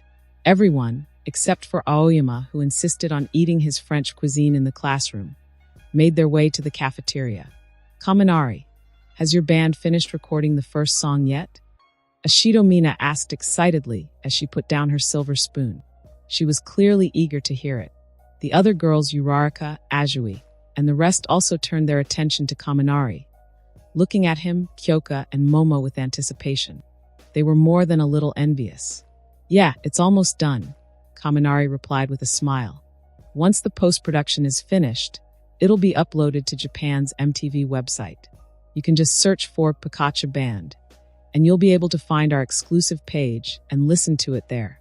When it's up, I'll send you all the link, he added casually, then turned to Kyoka. By the way, Kyoka, how's that friend of yours? The one who plays the electronic keyboard. Kazama? He was really enthusiastic about it, Kyoka said, nodding. I'll give you his number later, and you can chat with him directly. He's a bit lazy, but he's great with the keyboard, she added with a small smirk. Probably better than me. Momo took a sip of her tea, setting down the cup delicately before saying, Now we just need a drummer. Kaminari nodded in agreement. He knew how important a drummer was to a band, but he didn't want just anyone. It had to be someone who clicked with the group, not just someone skilled. Anyone here know how to play drums? Kaminari asked, glancing around the table at his classmates. Tetsu, Kirishima, and the others exchanged awkward glances, but no one spoke up. Kaminari sighed, a bit disappointed. He really hoped to form a band entirely made up of fellow students. None of them noticed Bakugo, sitting alone, who glanced at Kaminari with an odd look in his eyes. He frowned slightly, then returned to eating his lunch, muttering to himself, Like I'd ever play drums for you. Suddenly, a sharp alarm rang out, breaking the casual chatter in the cafeteria. A voice came over the loudspeaker, calm yet firm. Security level 3 has been breached. Please evacuate to the outside of the building immediately. Ida, always the quick thinker, turned to the upperclassman sitting nearby and asked, What does security level 3 mean? It means someone has broken into the school building, the upperclassman replied urgently. This hasn't happened in the 3 years I've been here. He immediately stood and rushed toward the exit. The entire class sprang into action, heading for the door, but Kaminari stayed put, his brow furrowed. He grabbed Kyoka and Momo by the arms before they could join the rush. Hold on. Don't go charging in.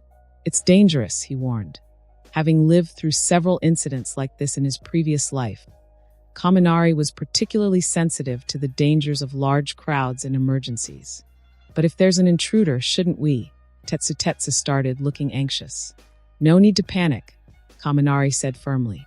There are pro-heroes here, dozens of them. And don't forget, All Might is here too. He gestured toward the congested entrance where people were crowding in panic. Even if there's an invasion, rushing outside won't do you any good. And look, they're already packed so tight they can't even move. If a villain attacks, they'll be sitting ducks. What should we do now?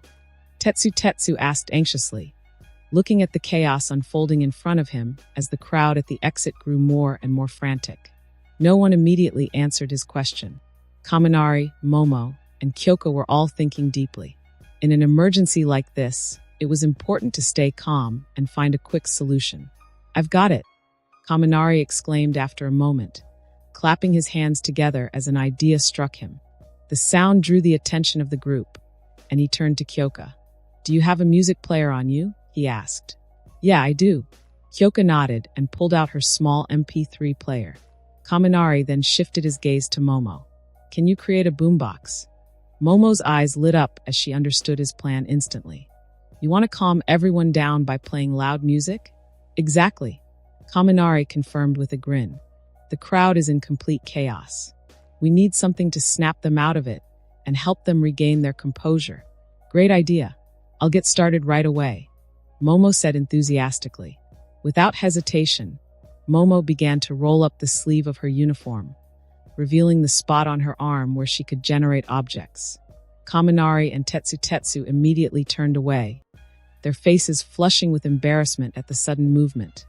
Though, in the end, they realized they'd misunderstood her actions. Puffed, Momo smirked at their reaction as she used her quirk. A small tent-like structure emerged, covering her while she worked. A few moments later, she emerged from the tent with a sleek, white boombox in hand. It had a modern design, simple but stylish. "All right, let's go," Kaminari urged as he handed the MP3 player to Kyoko, who quickly plugged it into the boombox. "What song should we play?" Kyoko asked, looking up. "Obviously my song, Hero," Kaminari replied without hesitation. "It's got a fast beat, perfect for the situation." Kyoko connected the player, and soon, the powerful melody of electric guitars and drums filled the air, booming from the speakers at full volume. As Kaminari's song started playing, it seemed like they had grabbed some attention, but not quite enough. Everyone's focus quickly shifted elsewhere. It wasn't the music that caught their attention. It was Ida. In a surprising move, Ida had leapt into the air above the frantic crowd, his legs lifting as the exhaust pipes on the back of his calves began to release jets of air. "Engine! Propulsion!" Ida shouted, his body moving with precision as he soared over the crowd. Kaminari's song suddenly became Ida's heroic background music as all eyes turned to him. "Seriously?" Kaminari muttered, watching as Ida became the unintentional star of the show. Wasn't the music supposed to be what grabbed everyone's attention? Ida, oblivious to the music, was in the zone. He felt like he was embodying everything his older brother, the hero ingenium, would do in this situation. Be calm, be concise, be bold. Ida reminded himself as he flipped midair, landing dramatically against the wall above the exit. Coincidentally, or perhaps fatefully, his legs had landed right in front of the emergency exit sign. The green glow of the exit symbol beneath him made it look like Ida was part of the sign itself, perfectly mimicking the little green figure pointing the way. "What is going on?" Kaminari said, utterly speechless. This was supposed to be his moment, but Ida wasn't finished. Despite the awkward landing, he raised his voice above the noise of the crowd and even above Kaminari's song, shouting with all his might. "Everyone, calm down." Ida's voice boomed through the cafeteria, even overpowering the music for a moment. His commanding tone, paired with his bold actions, silenced the panic-stricken students. The once chaotic atmosphere shifted as everyone turned to listen.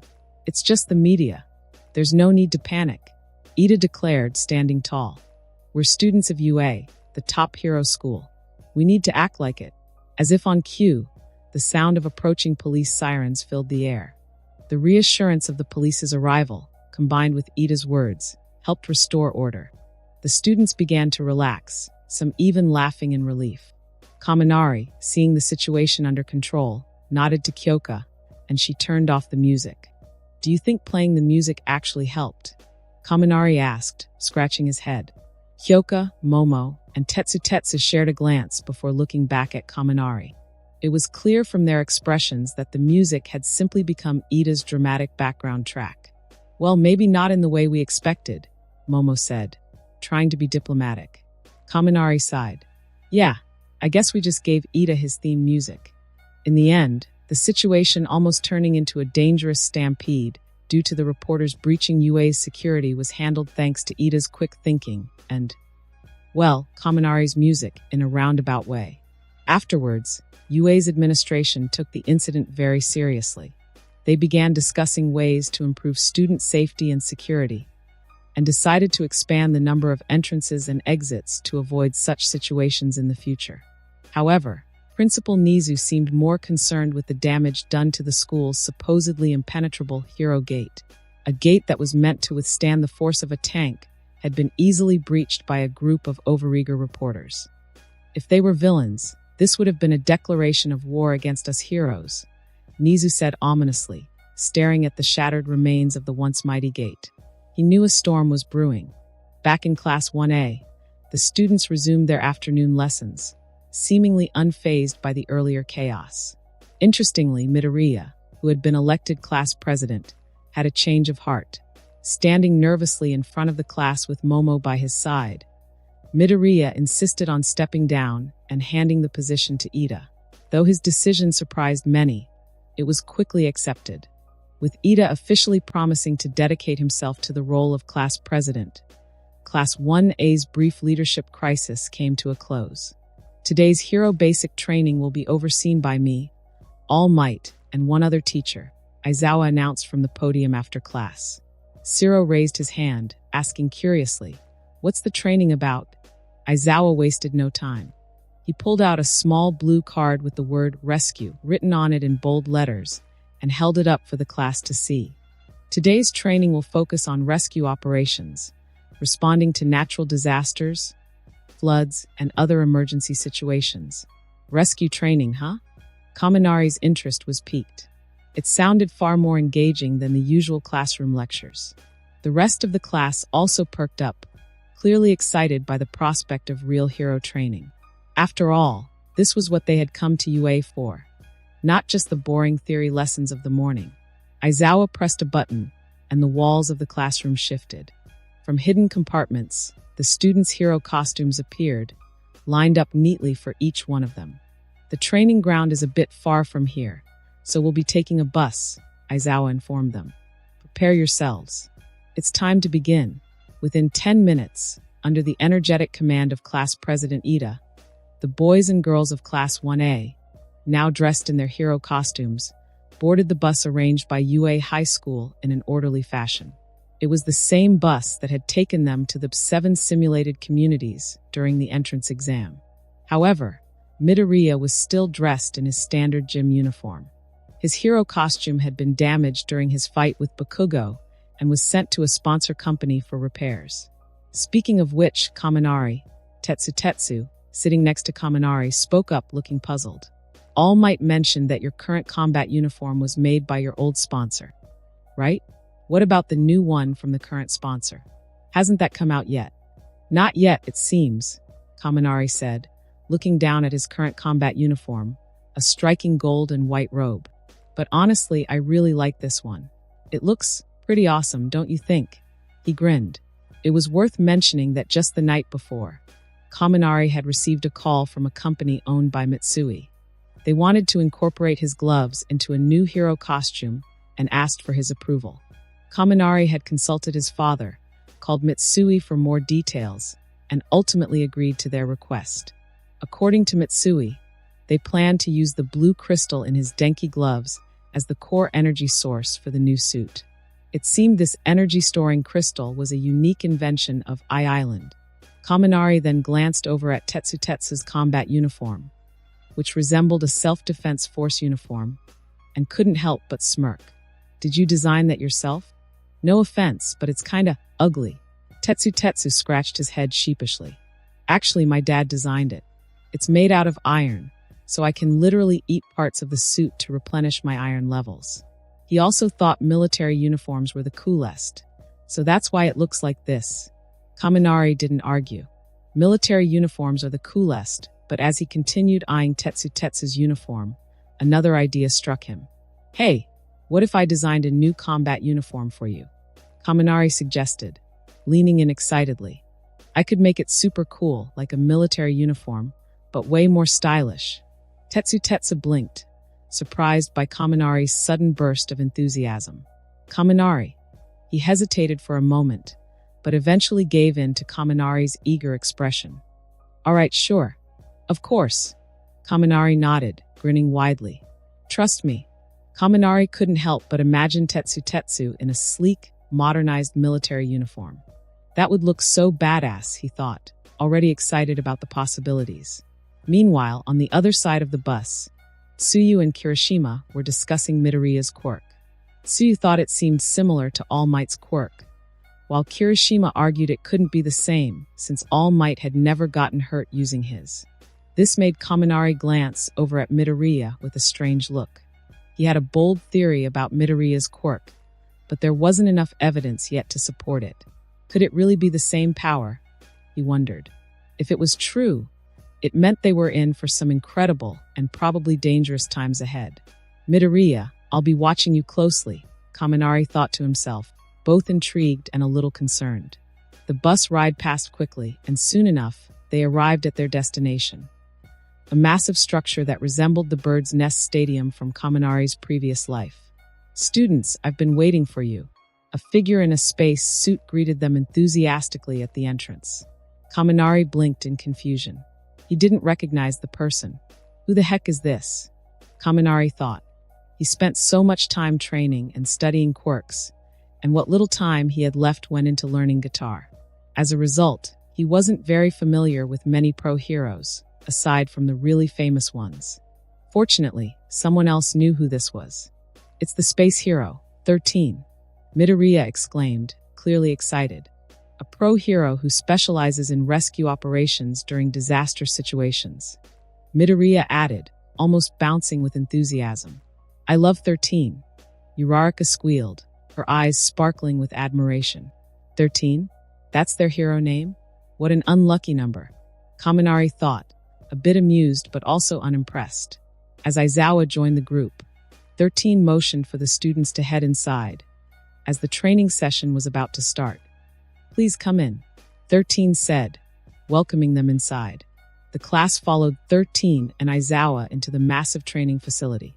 As soon as they stepped inside, everyone was stunned by the sheer size and complexity of the place. Whoa. I knew UA was impressive, but this is on a whole other level, Kaminari muttered, looking around in awe. The place was enormous, with different sections dedicated to various types of disasters. It was hard to believe this was just a part of UA's campus.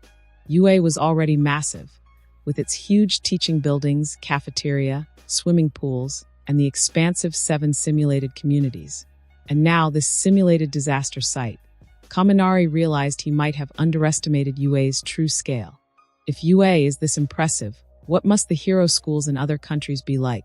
He wondered, thinking of places like the US, China, and Russia. The world is probably a lot bigger than I thought, Kaminari mused. 13 began to introduce the facility with pride.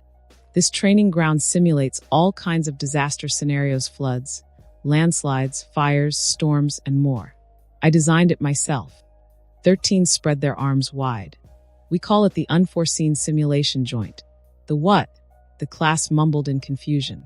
USJ, 13 said, beaming. The class couldn't help but share a collective chuckle at the cheesy abbreviation. Aizawa, hands in his pockets, turned to 13. Where's All Might? 13 leaned in and whispered. He used up all his power on his way here, so he's currently resting in the lounge. Of course, Aizawa muttered, clearly not thrilled. Well, we'll just proceed without him. With that, 13 took over, explaining the purpose of the training.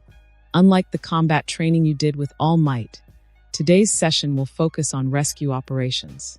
You'll learn how to use your quirks to save lives during natural disasters and accidents. Your quirks aren't just for fighting. They're meant to save people, 13 said passionately. I hope by the end of this session, you'll truly understand that. 13 finished with a graceful bow. Thank you for listening. The students, especially those familiar with 13, erupted in cheers, clearly excited for the upcoming training.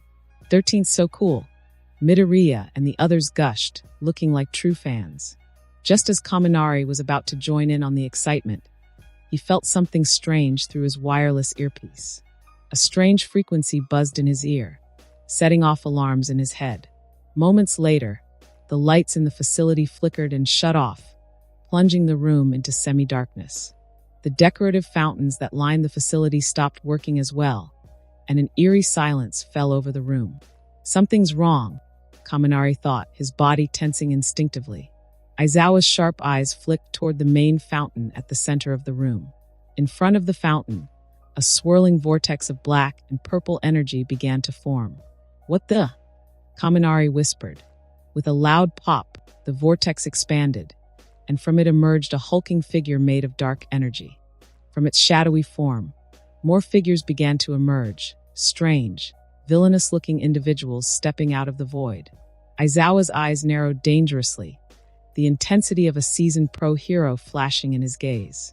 Years of fighting villains had honed his instincts, and this was no simulation. "Everyone, stay together and don't move," Aizawa barked, his voice sharp and commanding. He turned to 13. "You're in charge of protecting the students." The class stared in disbelief as more figures continued to pour out of the vortex. "What are those things?" Kirishima asked, confused. "Is this part of the training?" he guessed. "No," Kaminari said, his voice low. "This isn't a drill."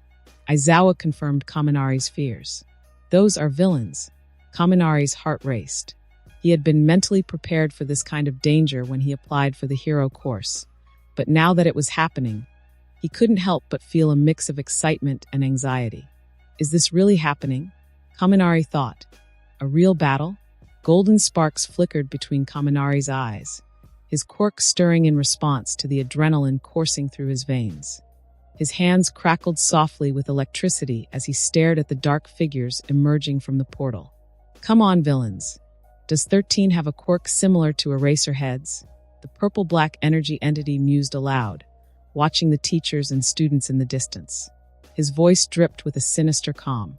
"According to the schedule we intercepted a few days ago, All Might should be here by now." Aizawa's expression grew more serious. The situation was turning more dire by the minute, especially with All Might's absence. He began to suspect that they were in for a far greater challenge than anticipated. "They must have made good use of the information they stole," Aizawa muttered, feeling a knot of dread forming in his chest. The villains were too prepared. "Teacher, you're not forgetting about us, right?" Kaminari's voice cut through the tension as he stared at the approaching swarm of villains with a determined smile. "We might not be able to take down the big boss, but we can definitely handle the minions." His words weren't just bravado, they were practical. Kaminari knew his limits. The head-to-heads with the main villain were meant for someone like Aizawa or ideally All Might. But dealing with the grunts, that was something they could handle. "Although you're usually annoying, I have to say, not bad today." Bakugo grinned viciously, small explosions popping from his hands as he eyed the villains. "Invading UA is the dumbest thing these idiots could do." Kirishima and Tetsu, both hardening their bodies in sync, shared a knowing look. Their quirks made them ideal for crowd control. A swarm of weaker villains was the perfect challenge to test their mettle. But just as they were preparing to charge in, Aizawa shut down their excitement with a cold dose of reality. "Get back." "What?" Kirishima blurted, stunned. "You're not ready for this fight." Aizawa's voice was firm. He glanced at Kaminari, knowing the student was headstrong, but he couldn't afford to let them get ahead of themselves. "Don't even think about fighting right now. Use your quirks to contact the outside world. That's your priority." "Huh?" Momo asked, confused. Shouldn't the school's alarm system have gone off by now? Wouldn't they already know about the intruders? 13 looked up at the ceiling, visibly troubled. The alarms, they should have been triggered by now. Something's interfering, Todoroki deduced, his eyes narrowing as he stared at the villains below. They must have someone whose quirk is jamming the sensors. Kaminari's face darkened. "It's more than that," he muttered grimly. "I've been trying to send out a signal with my communicator since the attack started, but it's being blocked. There's another wave covering the area, jamming all radio signals." That means someone among the villains is using an electricity-based quirk to block communications, Kaminari continued. And they're good at it, better than me for sure. He clenched his fists, frustration simmering beneath the surface. If it's just another electricity user, I can deal with them. But if they're leagues above me in every way, we're in serious trouble. Aizawa frowned, his usual calm now strained. He processed Kaminari's assessment quickly. So, we're on our own for now, he thought, knowing they couldn't rely on backup. He turned to 13. Get the students to safety. Then, find a way to contact the school. Understood, but what about you? Midoriya asked, concern evident in his voice. You can't take on that many villains alone. Your quirk only works when you can erase theirs. But in a fight like this, Kaminari chimed in. Yes, Sensei. You should let us help handle the smaller fry. You can't take on all of them at once by yourself. Aizawa paused for a moment, as if considering their words. But then he gave a sharp reply. Remember, having one strong quirk doesn't make you a hero. Without another word, Aizawa removed the bandages from his neck, his sharp eyes narrowing as he sprinted toward the growing horde of villains. His parting words echoed back to the students. This is the domain of heroes. I'll leave the rest to you. 13-inch Kaminari's lips curled into a smirk. Aizawa hadn't explicitly allowed them to fight, but his message was clear. UA students had the right to use their quirks freely on campus. And now they were facing villains. This was no longer a classroom lesson. This was real. Good, Kaminari murmured. Let's do this. In the distance, Aizawa dove into the mob of villains with remarkable precision, neutralizing their quirks one by one. His movements were fluid, calculated, a perfect example of a pro hero in action. The enemies fell before they even realized what was happening. Whoa, Kaminari whispered in awe, watching their teacher dismantle the group.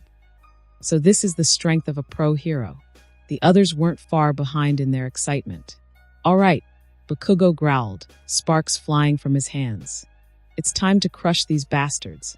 Kirishima and Tetsu were practically buzzing with energy, eager to dive into the action. They didn't notice, however, that some of their classmates like Mineta were pale with fear, frozen at the thought of facing real villains.